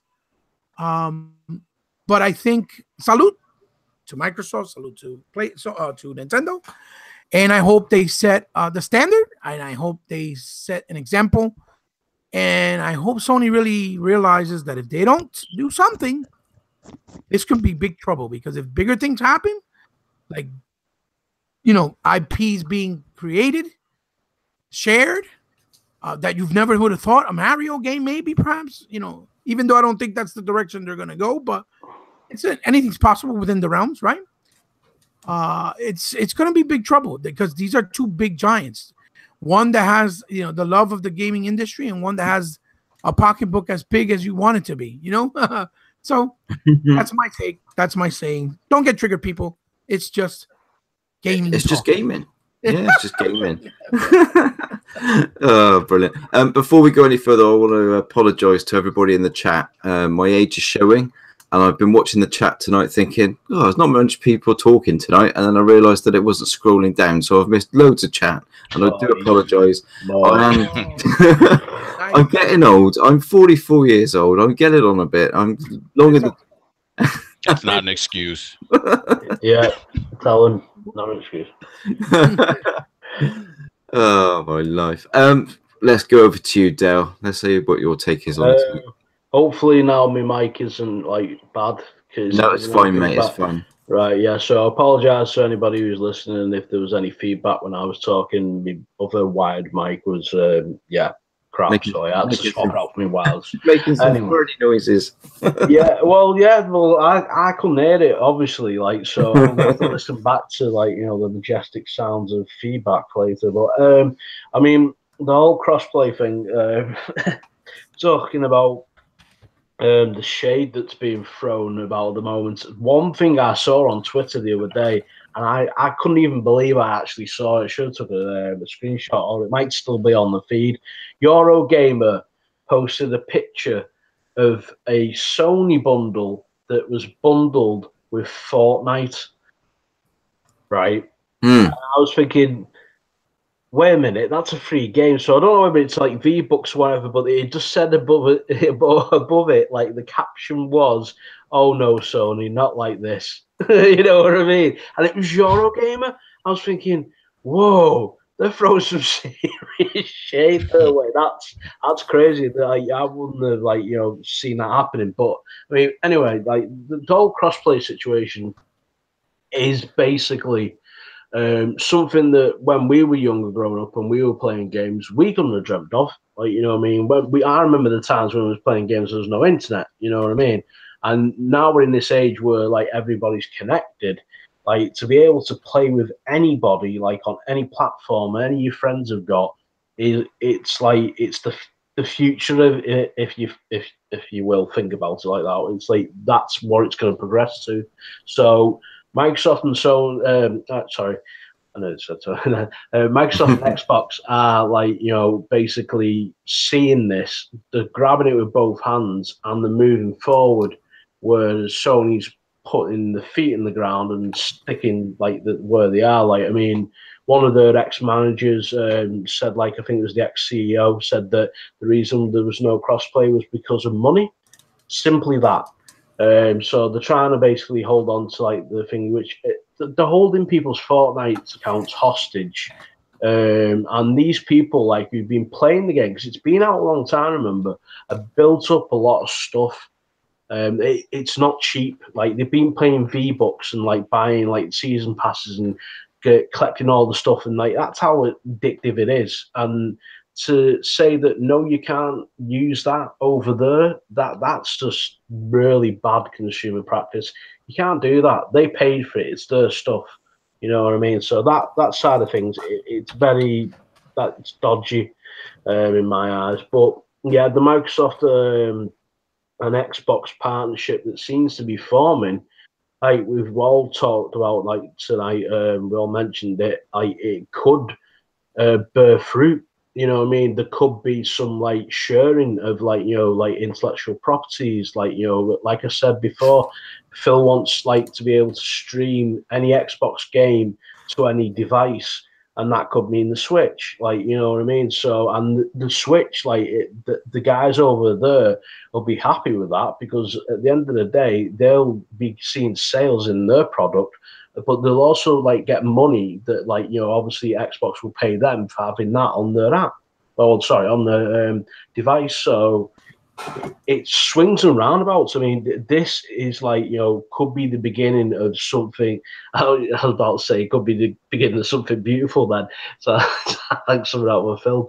But yeah, it could be the beginning of a brilliant relationship. And Nintendo haven't got nothing to lose. Microsoft really haven't got nothing to lose either. So they're embracing it and they're seeing the feedback from the people. And I've seen various people said on the panel tonight, I've seen a lot of people on Twitter, especially on Twitter, because unfortunately that's where everybody congregates, for better or worse. But I've seen a lot of them say I can't believe that blocking me from taking my stuff over to another console and said, right, that's it, I'm done. I'm selling me PS4, and they're going out and getting an Xbox, or they're going out and getting a Switch, stuff like that. And they're just like saying, right, that's it. It's just when you play with people's money and possessions, they don't like it. I used to be a salesman for a long time.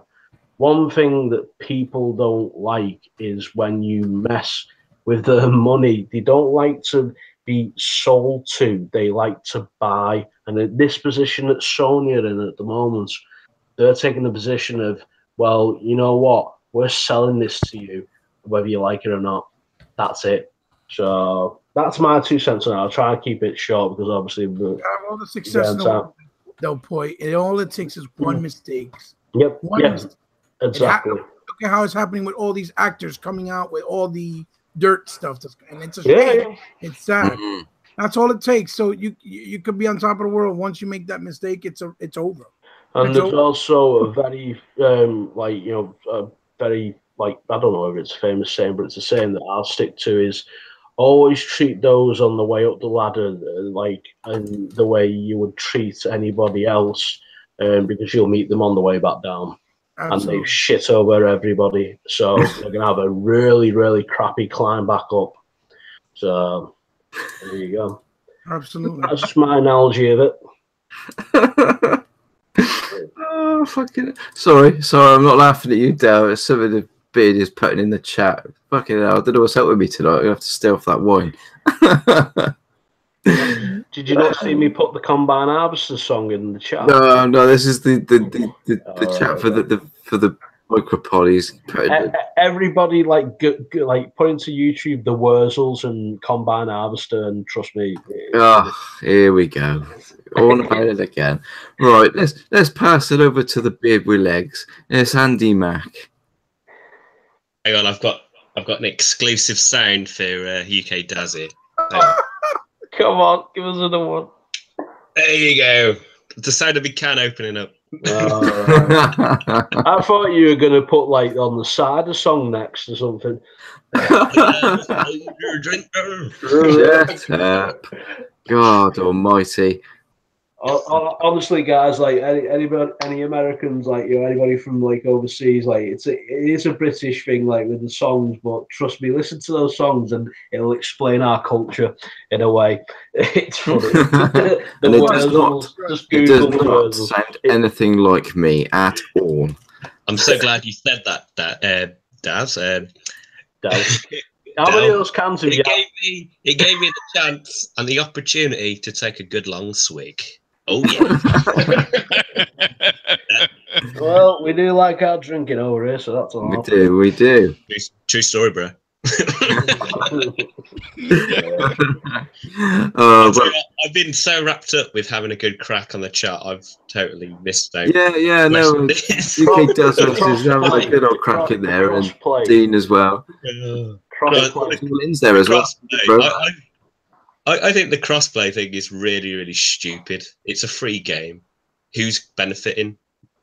Epic. They're the only people who are. It's looking like it's gonna be suicide for Sony to do that. I mean, they've got nothing to gain and they've got nothing to lose. They are losing at the moment, though, aren't they? Their shares are. I mean, what? touching on what Hebot said about the money thing with Sony is, I think that showed at E3. It's all they did, like I said, all they did was show a few tents. That's it. There's nothing on stage.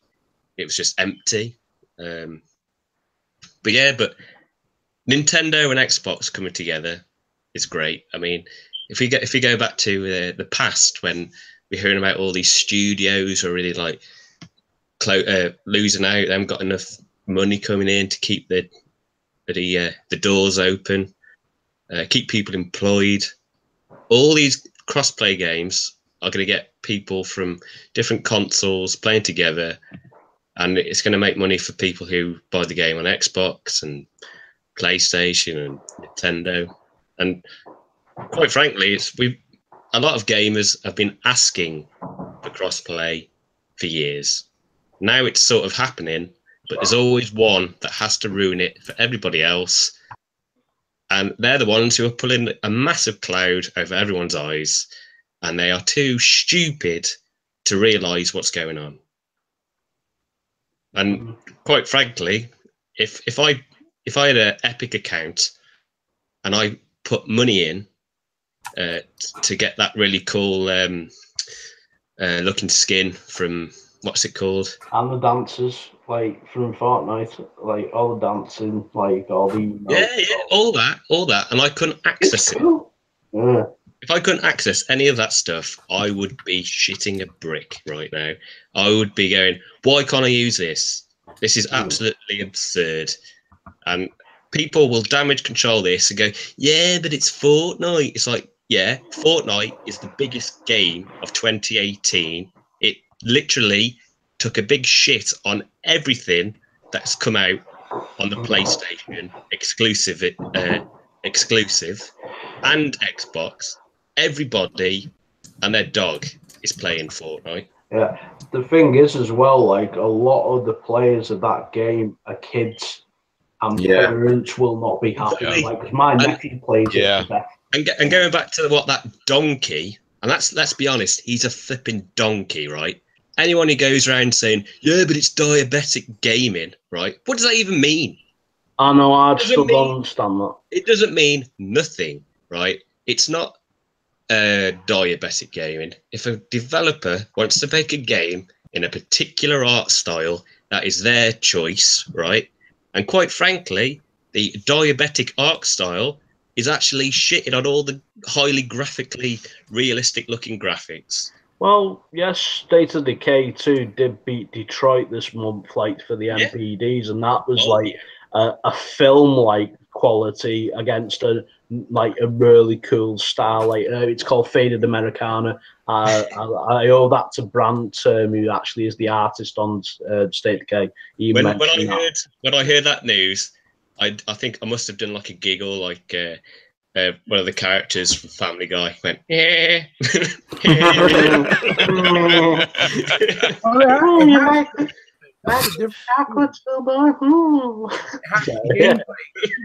Gameplay. You know, Detroit's more of an interactive movie.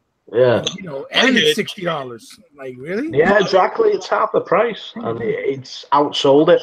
And like people are trying to say, it's oh well, that's like on PC and Xbox. No, it's not. It's one copy, and you can play it on both. So it completely murders that argument in one go. And if they buy it on PC, cool, you still get to play it on Xbox. So that whole entire argument is just wafer thin. So yeah, that makes the numbers even bigger. Yeah, exactly. For half the price, and it's sold more. I mean, like UK Daz in the chat, it says his kids play Fortnite. Yeah. Right now, every fortnight. Just imagine, right? He's allowed his kids to buy some skins, etc. Right, and then his kids want to play on the Switch. I bet he'd be like, "What? I've got to pay more money. This is ridiculous." Yeah. You know, you got to. I think it sounds funny, but it's factual. Yeah. There's a saying that I've listened to I think a couple of weeks ago, and the saying is, more connects us than divides us, right? So why aren't we allowing this stuff to happen more often? I mean, like, I would love to play some games from other systems on my Xbox, and if they can have the same streaming service on like a Nintendo, right? It's a win for everybody. I mean, gaming is about having fun, right? And it shouldn't matter what system you use, because there's some people who big up stuff all the time, and when the other system has a great looking game, they go straight to some critical website to see if they want to buy the game. It's like, and it's like, really, mate? Just sorry, got a cough. I mean, we've talked about this in the chat the other day, and it's like or in the actual group, how many people buy games if they are, how how many people on Sony would buy a game just on how it looks than actually how the game is, compared to like someone who goes, oh, I don't know if I should buy that on Xbox. I know, I'll go to this site. Yeah.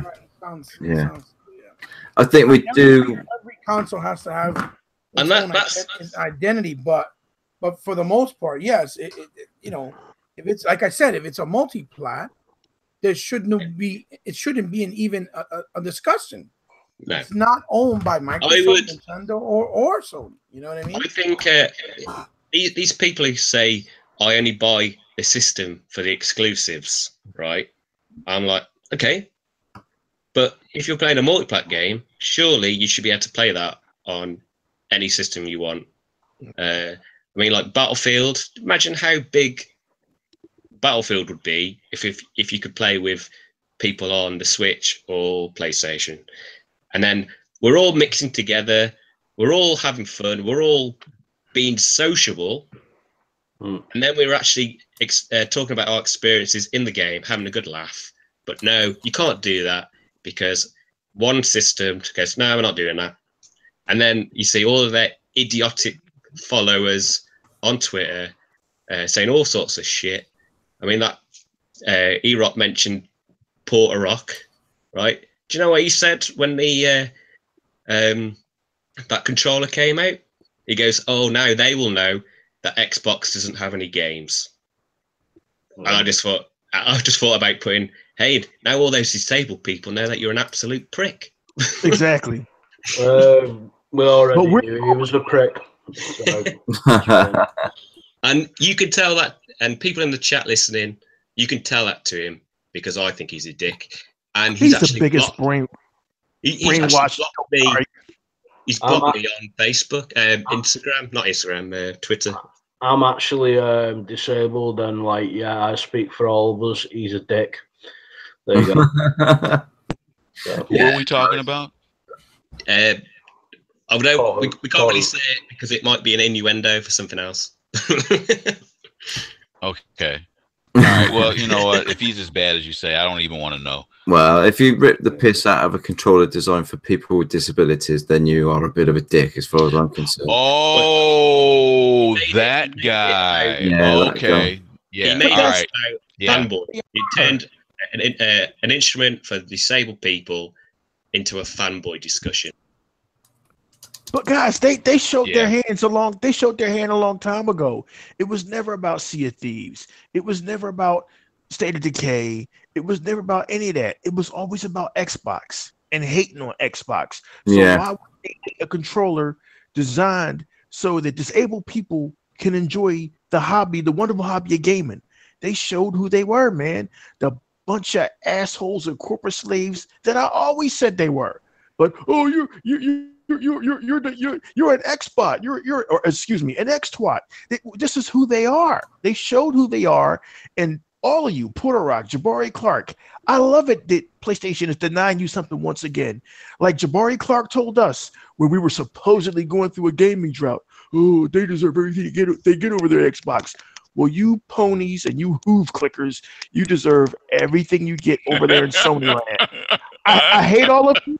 I hate Sony. I don't have to be neutral. I don't have to hide it. And now the whole world can see what I've been saying since I started my little ridiculous low channel. That Sony are jackasses. They're all about. They're not for the gamers, and now everybody can finally see if you're damage controlling this shit, you are part of the problem. E-Rock, I was waiting. I've literally, you have fulfilled my wish. When I found out that you were going to be on today's show, I was like literally timing how long it was going to take you to use the equestrian euphemisms. And you did not disappoint, brother. You did not disappoint. I mean, have you been on Twitter, Shermanator? Dude, listen. We've all defended our brands before, but even you guys have to admit now, you guys who are pretty neutral have to admit the depth of the Sony fans' delusion is deeper than even we imagine. Oh, it is. You're right. You're absolutely right. It wouldn't be so bad, but it seems to when Sony's doing a certain thing, it's amazing, and It's fantastic. but it seems to switch around just to always play in the favor of the PlayStation console with the fanboys over there for some reason, and it's yeah, when we do something, it's wrong, but when they're doing it, it's amazing, and it's it's bizarre. It's just completely bizarre, and it's like I've said many times. Jabari, I'm so sorry. Look what happened with Ninja Theory. Jabari Clark literally he blocked Ninja Theory after E3. He said, "I'm blocking." Are you serious? Yeah, I wish it was mine. His name's Sylvester. Don't call him that thingy name. Like, that's not his real name. His name's Sylvester. Yeah, they did. And you had people honestly call him that, like, and he'll know where it's come from as well. Because you had people come out and say they would rather see Ninja Theory go out of business than working with Microsoft. You know what? I was going to mention that, Chris, because I remember I heard you say that in one of your videos this past week. Yeah. And I thought, I was when I heard you say it, I thought to myself, okay, he's just making that up. Did that really happen? Yeah, they did. Yeah. Wow. See, now that's just, there was death threats. There was the going out of business. Everything you can think of that's just heinous. Honestly, Sherm. Just wrong, wow.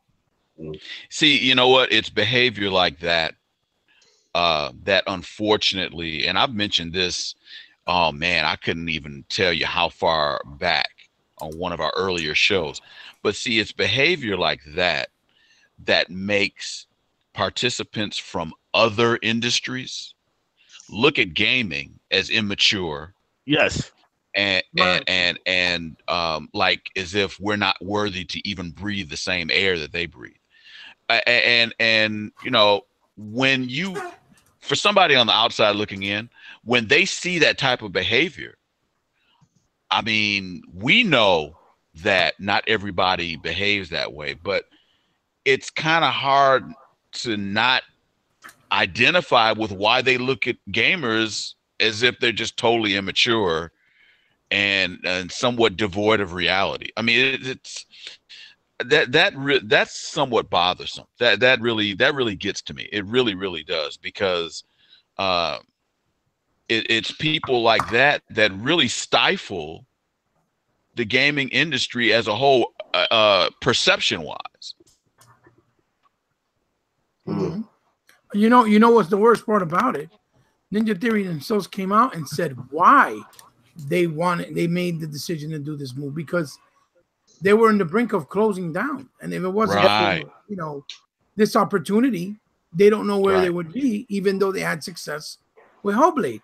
But speaking of which, Hellblade sold more on Xbox than it did on PlayStation. It was confirmed today. Yes, it did. Wow. What the else is It's true. It's true. It's true. We may have less consoles. 1 million. That means it sold 500,000 on Xbox, while it sold only 250 on PS2, because they had confirmed. 4. They had confirmed it before. It's always been the same. It's always been the same. We support games, even though there's less consoles sold this side. We always support games, and the Sony guys give it all of this. So the fanboys over there give it all of this, and they don't actually buy the games. The reason they don't buy the games is because they're too busy trolling us on Twitter and on bloody Facebook, and that's why they don't play games. They haven't got the time to, because of all the trolling they do. Also touching on the Ninja Theory thing as well, if nobody else has seen it, please watch the video for the reasons that they say why they joined Xbox, because they actually show in that one of their IPs that never seen the light of day, and it looked amazing. I really wanted to see what that game was. I was like, whoa, what the hell was that? You know what I mean? So after the podcast finished, Del, can you post the link to the video in the chat, in the comment section on the chat? I can dig it out. So everybody that wants to see that can go in the comment section. And I mean, at the end of the day, they said that they spoke with Microsoft, and they said Microsoft actually said to them, "What do you want? What do you see yourself what is it that you want to do?" And then they said they introduced them to they took them round to all the other studios that they have. And they said as soon as he spoke to all the other studios, he just signed straight away. He said, right, we knew, because they're giving them like artistic like freedom to do what they want to do, and that is perfect because like I say, just watching that like video that they did to say that they're actually joining Microsoft and seeing one of the IPs that never came out. Believe me, when you see what didn't come out, I would love them to resurrect that IP because I want to know what the hell that was because it looked cool. It looked really, really good. So, yeah, happy days. It was called Razor. Was it? I looked at it the other day, right? And really cool. Yeah, I want that. Yeah, that looked like a really cool game. So I won't be surprised. Don't quote me like on this. I don't know whether it's gonna happen, but I won't be surprised if like Microsoft hand Ninja Theory Scalebound because they still have the IP. It's their IP, and if anybody can pull that off, it will be Ninja Theory. But they might put a different spin on it. Hey, this is my take on that, right? I reckon that Playground Games will do Scalebound, right? And that game that did We Happy Few, they will take on Fable because of the style. Yeah, actually, yeah, I could see that. That's my theory. That's my theory.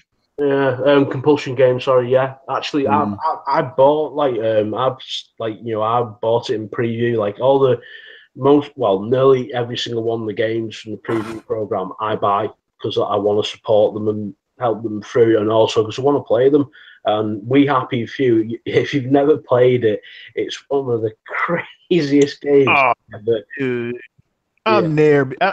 It's set in London in 1960s. It's got that whole The Prisoner vibe, dude. Yeah, it's like a drug-fueled crazy. It basically reminds me of The Prisoner. Like if you ever seen the TV series, it's got that vibe to it. It's crazy. It's like everybody's taking drugs. It's just weird. All time. Good yeah, game. no, I know where you're going with that. Yeah, definitely, it's got that vibe, hasn't it? Yeah, it's definitely got the Prisoner vibe to it because obviously definitely. you've got to escape, but everybody's on drugs, which was in The Prisoner. But it's like it's just with the faces and everything. Like the even though they're supposed to be like happy masks, they look like daunting and scary. And like consider when you actually do get joy pills, and you can take them, and the whole entire world changes. All these colours come into effect and everything. They got me with that trailer. It was captivating. It just grabbed you straight away, didn't it? Yeah. And for those of you who don't know what we're talking about A Prisoner, do yourself and rent this great BBC series from the late 60s called The Prisoner. It was a trippy masterpiece. Okay. Yeah. And it was also shot in like a place I can't remember whereabouts in England, but it's got like a famous little like type of village thing that's like all colored houses. Yeah. I am not a number. I'm a free man. It's one of the greatest films of all time. The white blob was just crazy. It inspired Pink Floyd.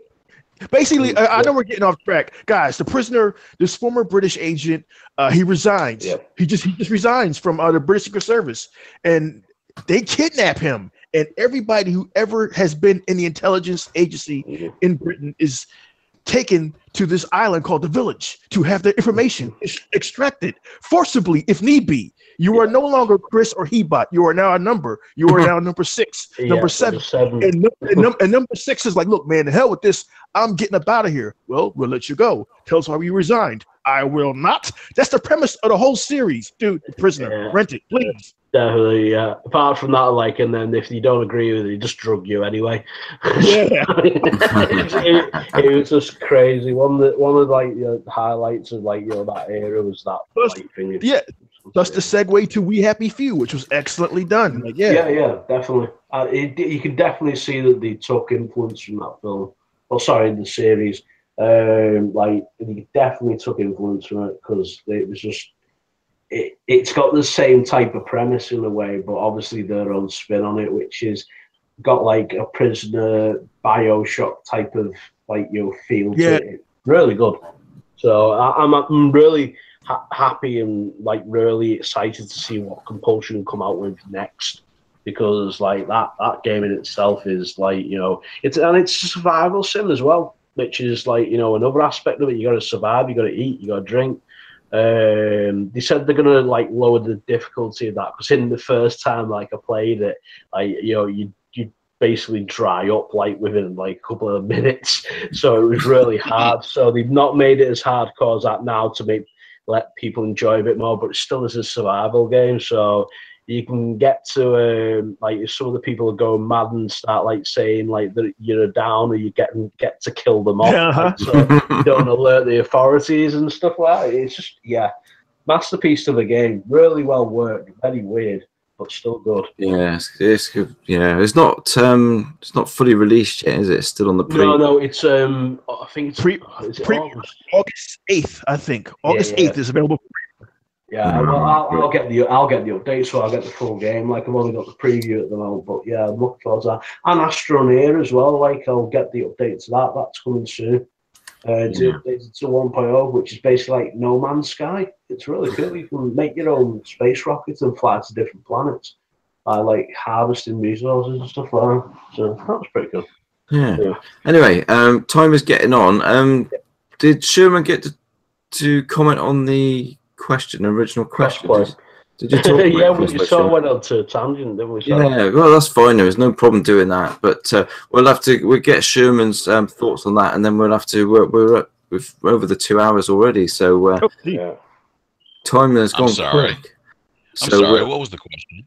It's just about the crossplay. Yeah, the crossplay and Nintendo's. I was just playing. It was my poorly timed attempt at humor. I failed miserably. You know, the whole crossplay thing. First of all, I think it's great. E-Rock, you basically, there's not much for me to say, because it's as if you did that whole Vulcan mind meld thing. Because everything you said, I echo 100%. I love it. You know, I saw the commercial. I saw the official commercial a couple of days ago, and again, I normally don't get wrapped up in the whole like, oh yeah, all right, so you guys, this is the whole PlayStation tribe thing, and yeah, I'll share my opinion about this game on Xbox or that. You know, including my son. I mean, you know, he'll play Xbox, but he's more into PlayStation, and okay, that's fine. But every now and then I'll just like, hey, you need to try this over here, and but generally, yeah, he's off doing his own thing. That's fine, whatever. And I've got a few other friends, same outlook. But you know, this week I did something that I normally don't do, and a couple of days ago, when Nintendo released that official commercial for the Xbox Switch collaboration with Minecraft, and I just couldn't help myself. I sent that link to most of my PlayStation 11 friends. I did it, and I did it with glee. I did it, and I'm not ashamed to admit it, and it felt so good. I love it. Man, it was just it was a feeling of, you know what, the whole in film, you know, that subcategory in movies called the Get Back movie. Yes. You know, where yeah, that's what it felt like for me. I love Get Back movies, and it felt, I found myself experiencing that same sensation. I'm like, oh, this is kind of nice. This is way overdue. You know, I personally believe that this blooming partnership between Microsoft and Nintendo. First of all, it's important to note, and E-Rock said this, I think Hebot too, said this earlier, mentioned this earlier, that, you know, these things don't happen overnight. So we don't know. Of course, we have no way of knowing exactly how long this has been in the works.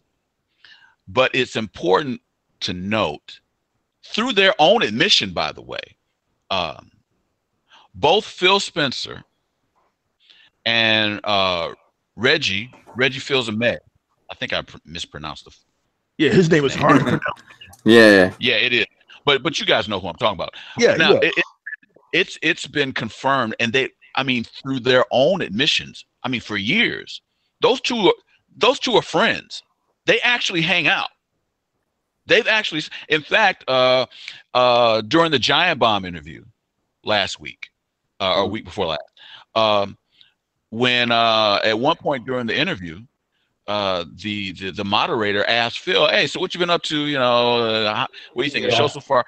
They're just, and then he was like, "Oh, well, me and the CEO of Nintendo America, we just been hanging out. We had a real today, and we did this, and we did, but for somebody that follows what they're into, I wasn't necessarily surprised, because I've known for years that those two actually, they actually talk, and they're friendly with each other, and they actually consider themselves friends.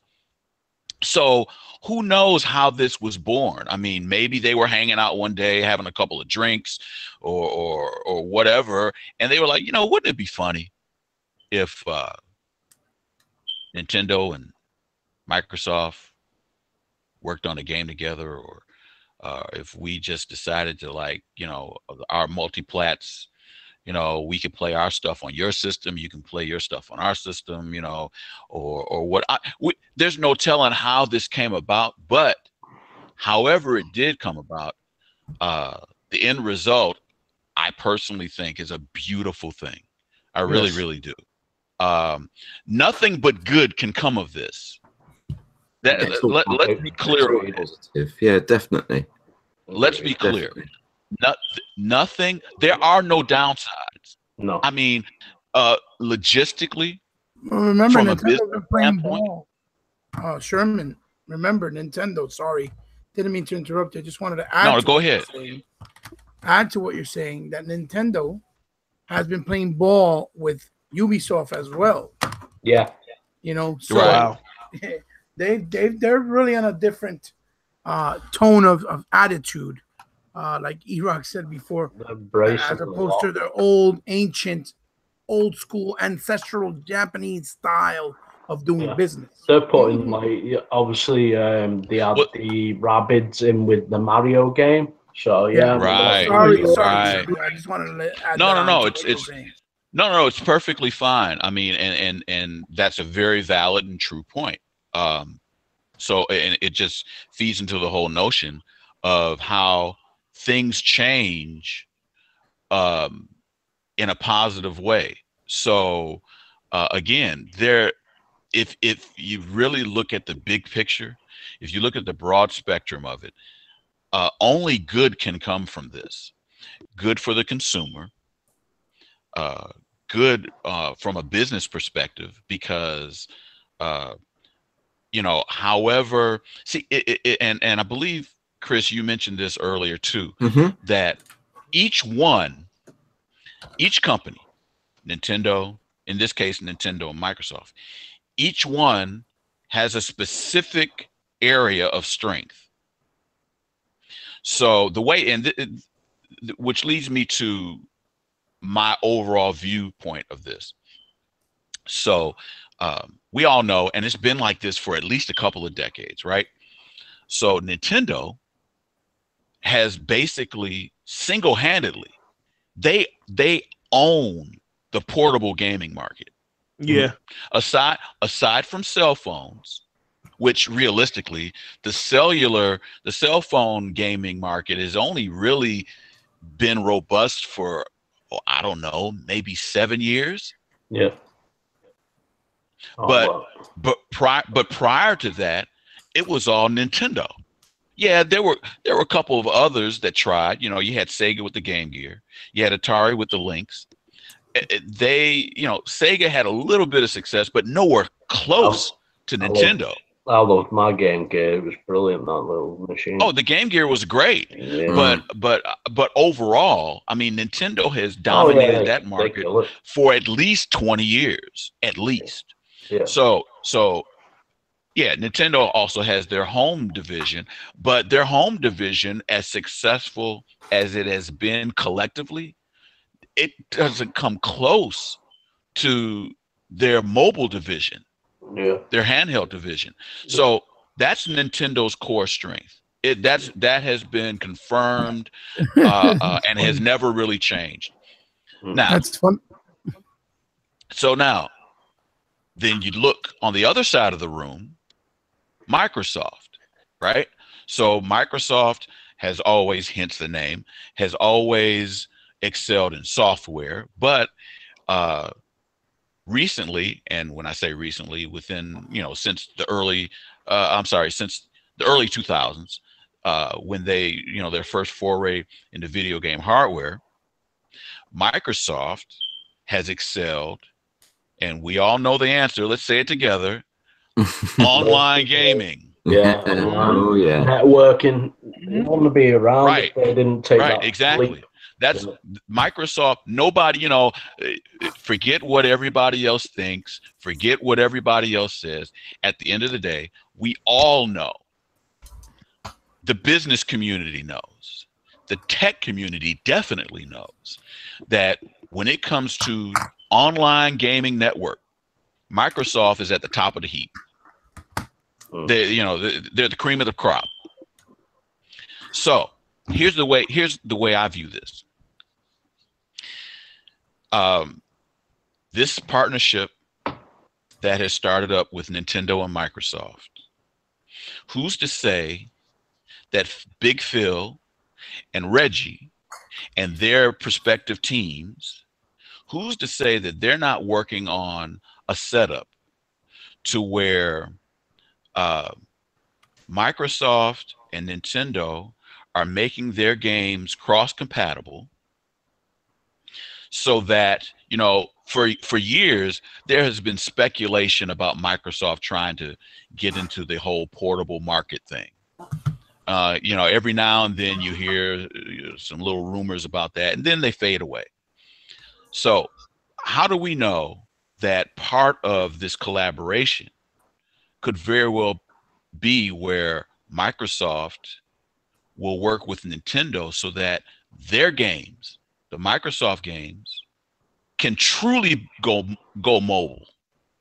And not only go mobile as far as handhelds, but their handhelds, as far as Nintendo, will be compatible online. For all we know, we may see the next iteration of the 3DS may be fully online compatible, and not just the 3DS, but the Switch or whatever other system that Nintendo comes out with will be Xbox Live compatible. I truly believe that this is the direction that it's going, because everybody knows that Nintendo has had massive issues with their online network. So by this partnership existing, they could accomplish multiple objectives by playing to Microsoft's strength. Microsoft, on the other hand, accomplishes multiple objectives by playing to Nintendo's strength. I could be wrong here, but when I look into my crystal ball, or in my case, in my magic 8-ball, I kind of see the direction that this is heading to, where, again, Phil Spencer all but confirmed it during the conference. So it may sound a bit out there, but I kind of believe that this is the direction that the collaboration could go. And if that winds up actually being the case, again, gamers win, Nintendo wins, Microsoft wins, and until Sony decides to get on board with the program, they're going to be left out in the cold. And then the public perception will slowly start to shift. I mean, it's already kind of happening as far as this whole Fortnite thing. And by the way, it's not just, and you guys may be aware of this. Okay, so we already know there's crossplay with Rocket League. There's crossplay with Minecraft. There's crossplay with Fortnite. There's also crossplay with Paladins. Yep. That's something that nobody really talks about. 60 FPS on the Switch as well. Yes, on the Switch. Exactly. So you got crossplay with Paladins, but crossplay with Paladins doesn't work with Sony. They're blocking that too. So until, I want to say until it affects their bottom line, which from what I understand is already starting to happen, their shares, their stock is dropping. And a lot of it is based on this whole Fortnite problem. Until they lose even more money, maybe that's when they'll wake up. But, it's possible that they're so arrogant that they may just go ahead and eat it before they give in. They will do. Yep. The thing is with Sony, they do it. They're doing. I mean, we've even read this from somebody who actually worked for Sony as well. They've said that they won't do anything unless it makes them money. So unless they could physically charge for the service, they wouldn't be interested anyway. But when it starts hitting their pocket like it is at the moment, with share prices dropping because of it, maybe they might take a little bit more notice for that reason. But can you guys? And again, it's been mentioned a bit, and I just salivate at the possibility. Can you guys imagine how big of a hit a new GoldenEye would be? Just a remaster. Just let them do what they've done with Resident Evil 2. Just do that to GoldenEye. We'll be happy. But make it so that the online matches, Xbox teams, Nintendo Switch teams, you're competing together online.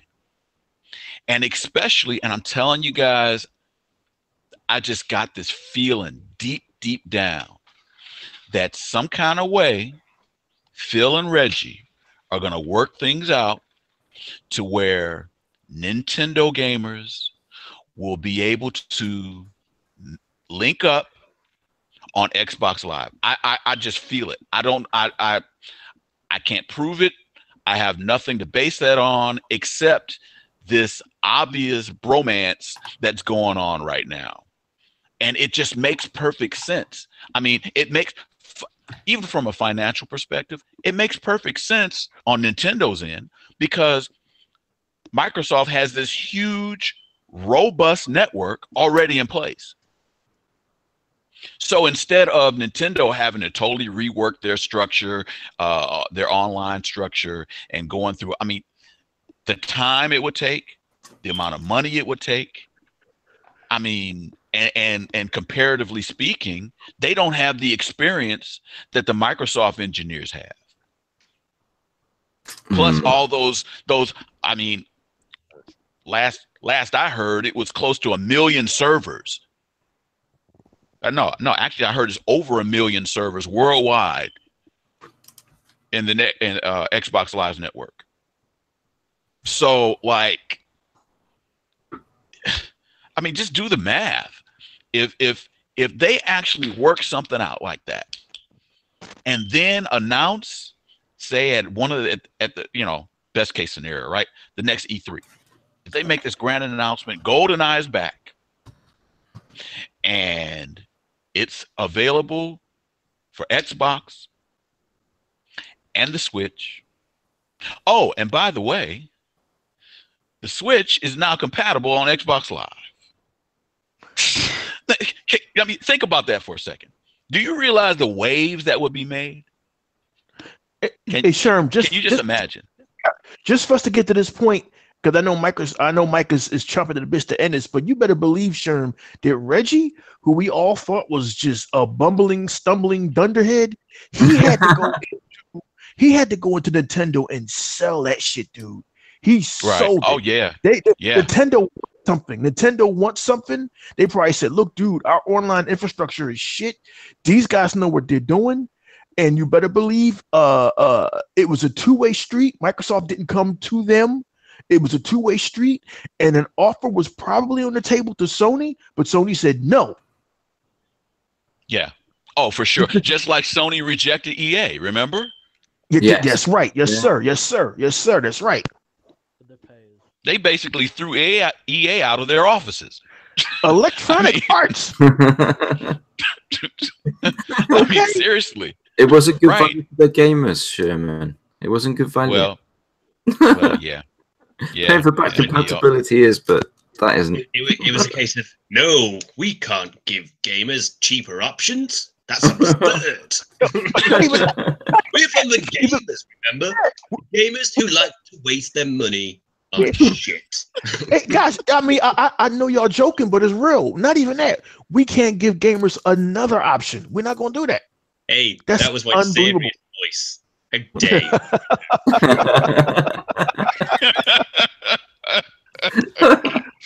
we're not going to give y'all access.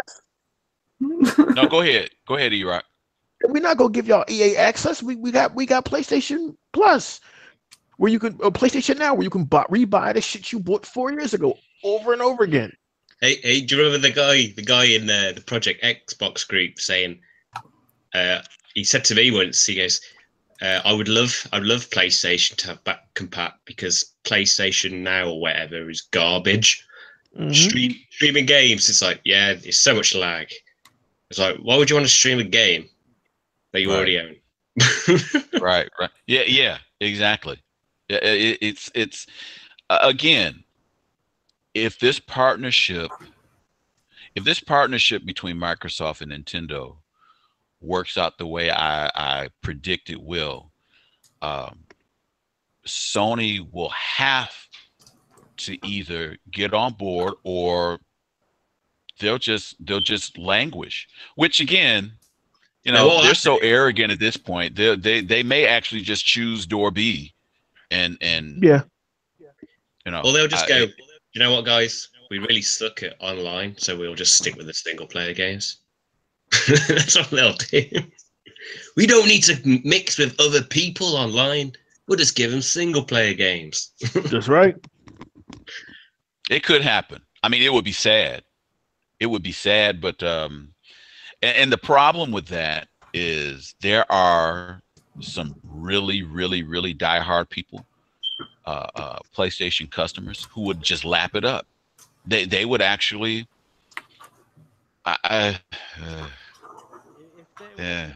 Yeah. All the third-party games will become first-party. To be honest, if they said that, like, all the games would be first-party for Xbox and Switch. Because there wouldn't be any third-party, because most of the third-party games have online. So there you go. Well, yeah, we'll see what happens. But that's just my prediction. I think Minecraft, the Minecraft and the Fortnite thing, and again, you can throw in Rocket League and Paladins. I think this is just the start. I really do. I really believe that. I think this is just the start of a blossoming relationship between Microsoft and Nintendo. And especially that's the only hurdle that they've already shown this week that they've figured out the marketing hurdle. Again, I love that commercial. I love it too. I love it. Yeah, it's the thing about it, it's extremely well done. It's not cheesy. It's a very well done quality commercial that gets the point across without any doubts whatsoever.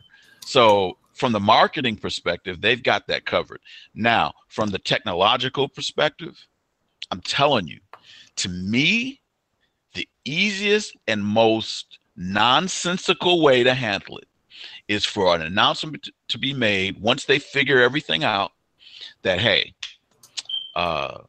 multi-plat games, online capable, the Nintendo Switch is now compatible with Xbox Live. Oh my goodness. That would just, seriously, that would cause shockwaves throughout the entire gaming industry, because that would open so many doors for true multi-plat, lag-free gaming. I mean, can you imagine just the swapping of main characters from the different properties that would be in future projects? I mean, I you know what? I could see, let's just say, for instance, with Gears 5, right? That's coming up. Who's to say that Samus wouldn't make an appearance? That'd be dope. That'd be dope. Can you? That'd be dope. Can't you see that? That would be unbelievable. They've got a massive potential at the moment. They are at the point where they could do something very easily. They're at that point. Yeah. But it could so easily just fall flat on its face. They've really got to grab this opportunity. Both of them have. They've got to grab this opportunity by the horns and take the fullest advantage and get the most out of it for both sides. And you're completely right with Xbox Live. I mean, there's 60 million people on Xbox Live to 30 million on the PlayStation Network. You know, there's a big difference. Chris, can I just and I'm going on and on, but this is something I've really been analyzing and researching and just, I just got to say this. I'm glad that you brought this up about the membership level of Xbox Live. So, and I promise I'll be quick. Lately, you know, there have been, I forget which publication it was that put out the supposed official sales numbers of total Xbox One units sold up to this point. I'm sure you guys saw that. It was like 39 million or something like, you know. Okay, right. So I've been doing some research, and I remember I read this a while back ago. And so it made me kind of like do my own figure, you know, my own calculations. And so, like you said, there's like, rounded off, about 60 million Xbox Live memberships, current, actual, real-time members. Already now, the math is off. Say that again? Already the math on that 39 whatever they say in million is already, the math is off. Thank you. And that's the point I was about to make, because I read, this was a while ago, so it may even be more now, but I read, this was, I don't know, a couple years ago, right? That they were saying that whatever the membership is for Xbox Live, only 10% of that membership, give or take, on average, 10% of the total Xbox Live membership is registered to Xbox 360.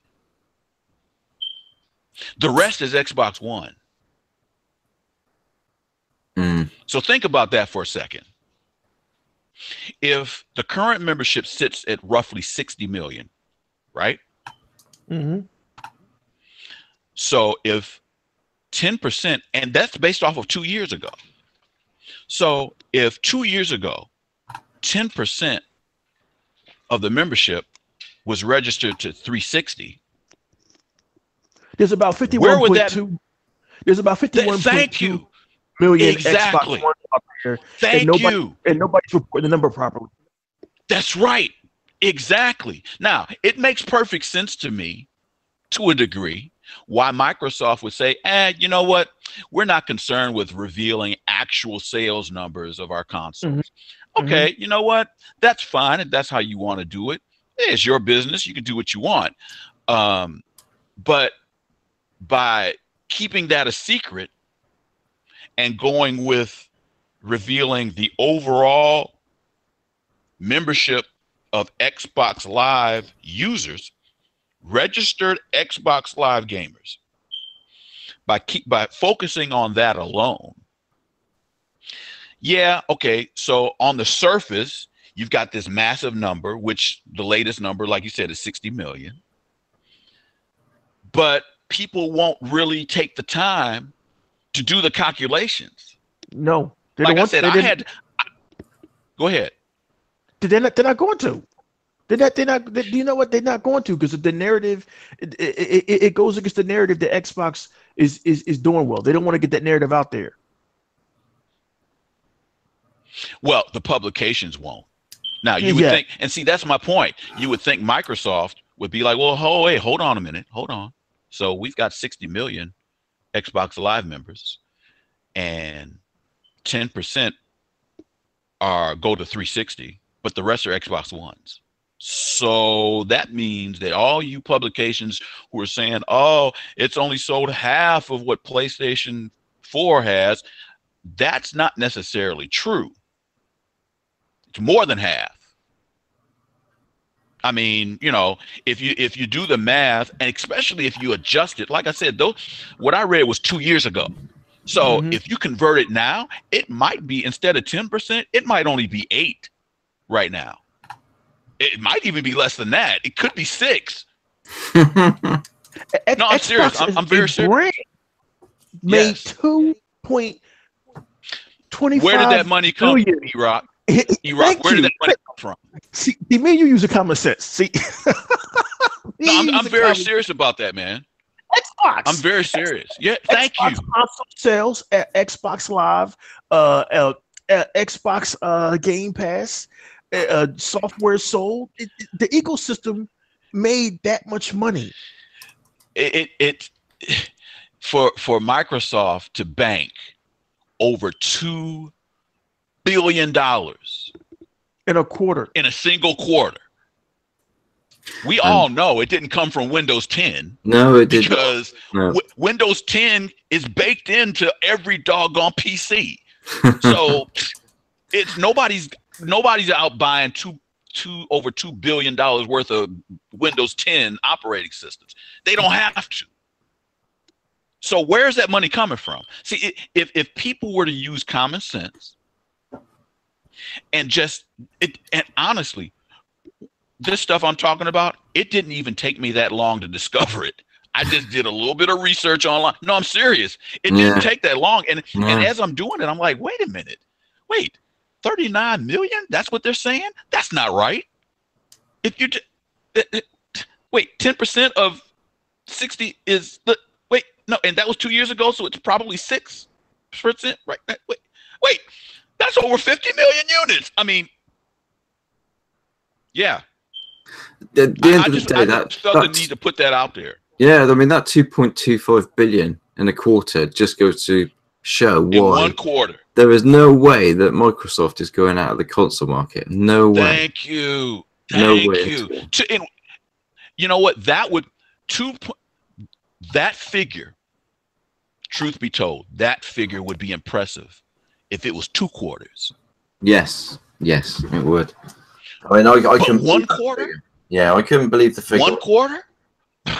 You know, the game. That money's coming from somewhere. Yeah. Well, it's this gaming division. And when you look at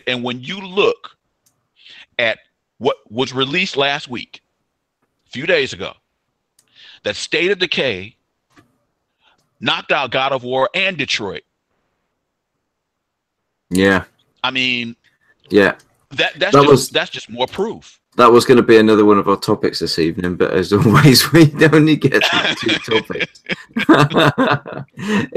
We've already gone way over our 2 hours, but there you go. That's the way it goes, isn't it? If you get 6 of us talking about games, that's the way it goes.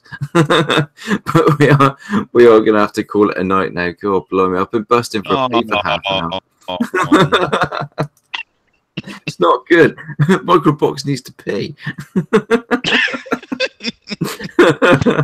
TMI. We've sent you many gifts. Yeah, I know. Water fountains. Andy have been teasing in chat. I've just been sending ignoring the last waterfalls ones. and dropping like water and stuff. No, it's been a great show, and I can't thank everybody enough for interacting in the chat as well. It's always the same people in there, and we do appreciate it. UK Dazarus as well in there. Nice to see you, buddy. It really is. Can I suggest a catheter for next time? One of those what are they called now? Stadium buddies. You see me, Yeah. Stadium pal. I might be getting on a bit, but I don't think I need a catheter yet. Especially like shoving that like into the eye of darkness. You know? Oh no! God, give me No, strength. you didn't. Did you really go there, Andy?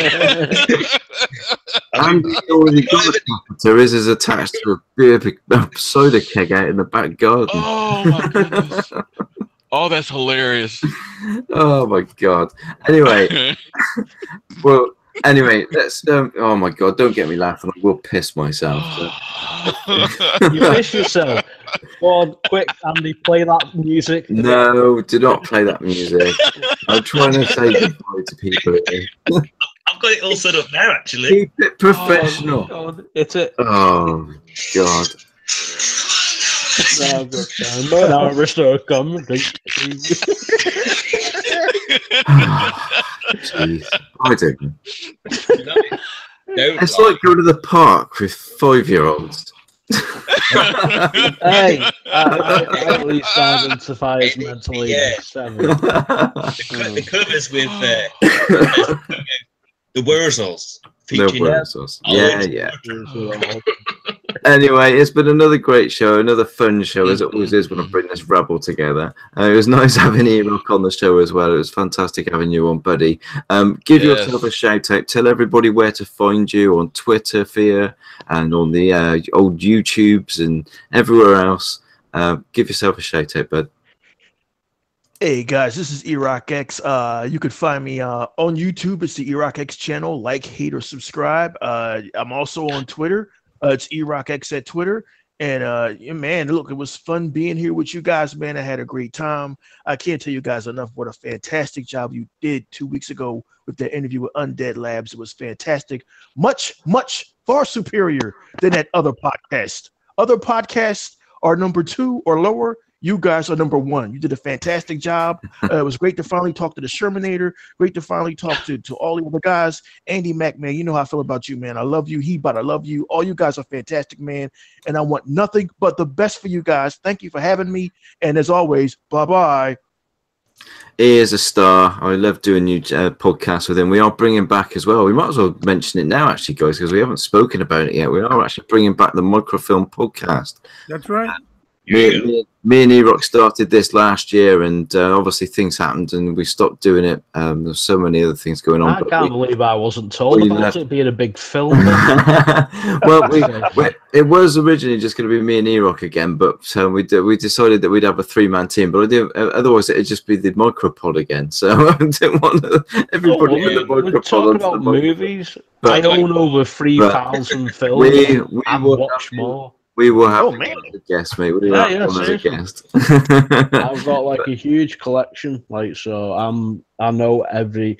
In fact, like there's not many films that I haven't seen, to be honest with you, and I can usually name using them and the director and everything. You will be a guest, mate. Don't panic. You'll be a guest. Me I love and Del talking Toro movies. have a field day because I have about 8,000 movies. So Oh wow, man, that's impressive. Cool. Hey, Yeah.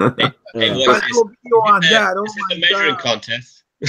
No, No, that's cool. I'm the collection. No. I mean, my favorite film. I do a video on that. I'll be all day. Yeah, I mean, my favorite film actually comes from the 1930s, and it's a black and white classic called "Oh, Mr. Porter," which is like a comedy. It's Wow. really good to watch. It's an old English movie. It's really funny. Definitely watch that one. It's a classic. So anyway, I'll be bringing that back with E-Rock, and Chris will be joining us for that one as well, and Dale will be coming on as a guest as well, because I'll never live it down if he doesn't come on the show at some point. So it's my second passion. He would definitely been joining us for that at some point as well, but that will be coming back. Yeah, Hebot, if you want to give yourself a shout out, mate, and say goodbyes to everybody. Yeah, sure. First, well, real quick to let you guys know, shout outs to Crap Gamer. I mean, I know he doesn't really support us, but he did a video about an interview that Major Nelson did with Colin Moriarty over there at Kind of Funny Games. And it's probably one of the best interviews that I've seen in a long time because he throws so many direct pop shots and he really doesn't hold back about a lot of things. It's about 22 minutes long. I would highly recommend for you guys to check it out. The link is on his video, his last video. It was very entertaining. And really quick too, if I may, I want to give a shout out to my daughter because you guys know I had one that just graduated in college. Outstanding. Right? Yep. In college. Yep. Just about 3 weeks ago, and then this week coming forth on Friday or Thursday, I believe, my daughter, my second oldest, will graduate from high school, and from a 720 kid count class, she was in the top 15. So she graduated. Awesome. Awesome. That's good. So you like to think that as a parent, you're doing something right, whether I'm still learning, and a lot of times I think I fail more than succeed, but at least she's proven me otherwise, I guess, or me and her mother. So I want to give a big shout. I know this is not about that. This show is about games, but I'm proud, and you guys are my family, my friends. You know that. So I like to share these things. Yeah, definitely, mate. Definitely. And yeah, you can find me on YouTube, Hebot, capital H, capital B, hyphen in between the E and the B. Hebot Powerful Gamer on Twitter, on the Facebook group, intromediagaming.com, and the DX Mansion with Dorian Bumpus and Mr. 100. Wonderful people over there. Yes. Big shout outs to Direct Gaming, which is his new channel as well, growing and does a lot of nice content. Please go support him. Show him some love. I'm doing something really big with another new guy that's been around almost 7 years, but really hasn't gotten a lot of love. Maybe you guys may or may not know, but please check him out. I did a video with him and Sega Forever streaming Panzer Dragoon, talking about, when remasters make sense. And his name is Sega Man. That's exactly how it's called. Yeah, Sega Man, yes. Definitely. Awesome. I saw that. I absolutely love that podcast. Thank you. Yeah. Big heart, big guy. Awesome dude, big heart. Funny dude, knows his stuff. Very retro, knows his shit. Has a beautiful collection. So please go show him some love for those who listening, because you won't disappoint. Plus, he doesn't like the rhetoric and the nonsense. He's very straight up. He'll tell you if you go there with the trolling, he'll block you. He doesn't deal with that stuff. So he's my kind of dude. And last but surely not least, with my family at the DirectX minus the fraud with Kaleidoscope, E-Rock, right? And my friend, Flip Money, where we get a little crazy, but that's why we're always late night, because we get crazy. It's like after dark podcast, basically. But they're good guys. They're good guys. They're real gamers that don't take no shit, and have their own outlook on things. And they deserve all the respect because they're not full of shit talking. They actually game like us, like we do. And big shout outs to us here at the MicroPod for letting me be part of this family that I'm so proud to be part of. And I hope next week's episode or in 2 weeks it'll be another doozy, because I had a lot of fun. Fingers crossed. And just to go on, what you were doing with Sega Man the other day. I mean, I only put that on. I was getting into bed. I was knackered.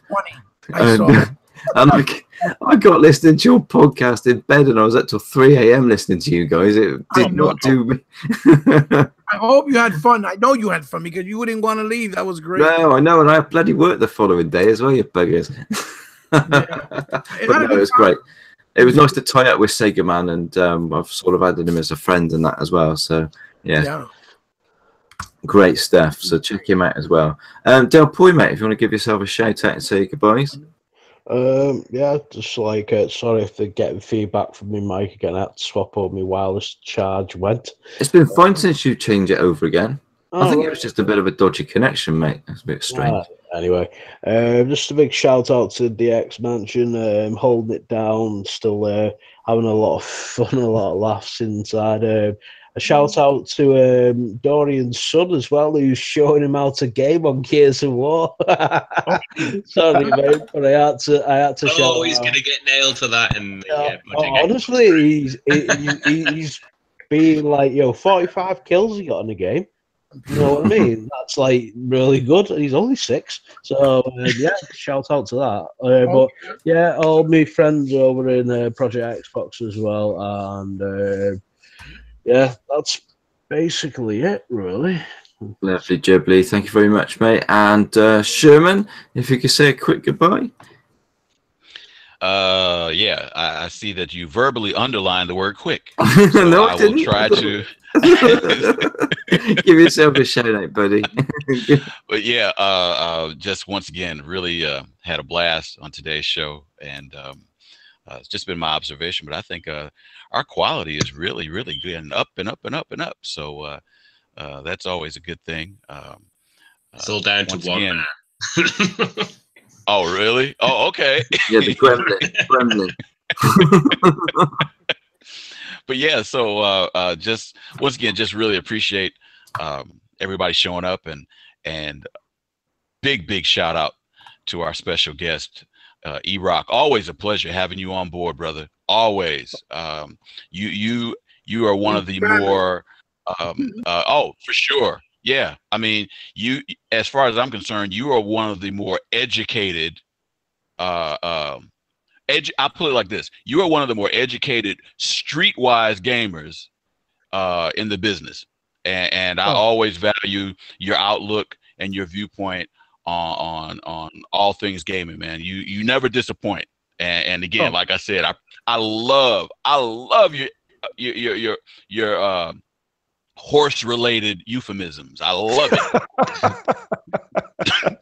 Hey man, I appreciate it, man. You know, anytime we can dig a grave for those 4-legged beasts, I'm down. But yeah, so just again, quick shout out to everybody at the mansion, everybody, of course, at Project Xbox, and everyone over at Roscoe's Video Arcade, and I can be found on Xbox Live, known as Technofunk. TECHNOFUNGK. So definitely look me up on Xbox Live if you like, and we can do the thing like we supposed to do it. And so until next time, keep on gaming and be nice to each other. Be nice. Nothing wrong with that. That's right. At least try. Right. Cheers, Sherman. And over to the beard with the cider can and the gremlin. I think that's actually his missus, I think. Is that your missus in that picture, Andy? I wish, mate. No, not feeding there after midnight would be fantastic. It gives us something when... Is that the gremlin drinking the cider? She knows she's got to pull you. Is that what it is? Even the gremlin needs to drink. Yeah, she's wearing 3D glasses, right? Which only makes the experience a hell of a lot better. Well, I'm just going to do a shout out for everybody who kept up with the banter in the chat. No, I think we rocked that chat tonight. Yeah, definitely. And I want to give a shout out to everybody on the panel, because I think we all gel. We all sort of bring something to the table, and it's always great to be on the podcast with you guys, and and share the spotlight with E-Rock. Hey, man, I appreciate it. With the Don pick. Oh yeah. Hey, Andy, man, you know I love you, man. This guy reached out to me just like Hebot did. He didn't have to, but he did. I love you, brother. No worries, man. No worries. And I want to give a shout out to the Dragon X podcast, even though we've got quite a few of the members here anyway. Which about bloody time, guys. I mean, I reckon you just do it without the Welsh Gamer. We'll hack his YouTube channel. Yeah, hack it, man. back in. Yeah, we do enjoy doing that show, so it's good to be back and doing that And, again. and I just say for the weekend, I hope everyone has a great weekend. You know, play some games together, enjoy the experiences, and have fun. Yes. None of this trolling shit. Just have Yes. fun. You know? Exactly. Definitely. Well, that's it, guys. That's another show done. We have gone over the 2 hours, though. So much for that 2 hour mark. I have been busting for P now for officially 45 minutes. Have you called podcast is not good for my. It's not good for my health. This podcast, I'll tell you. But no, it's been a great show tonight. It's absolutely brilliant having E-Rock on as well. It was amazing to have you on, buddy.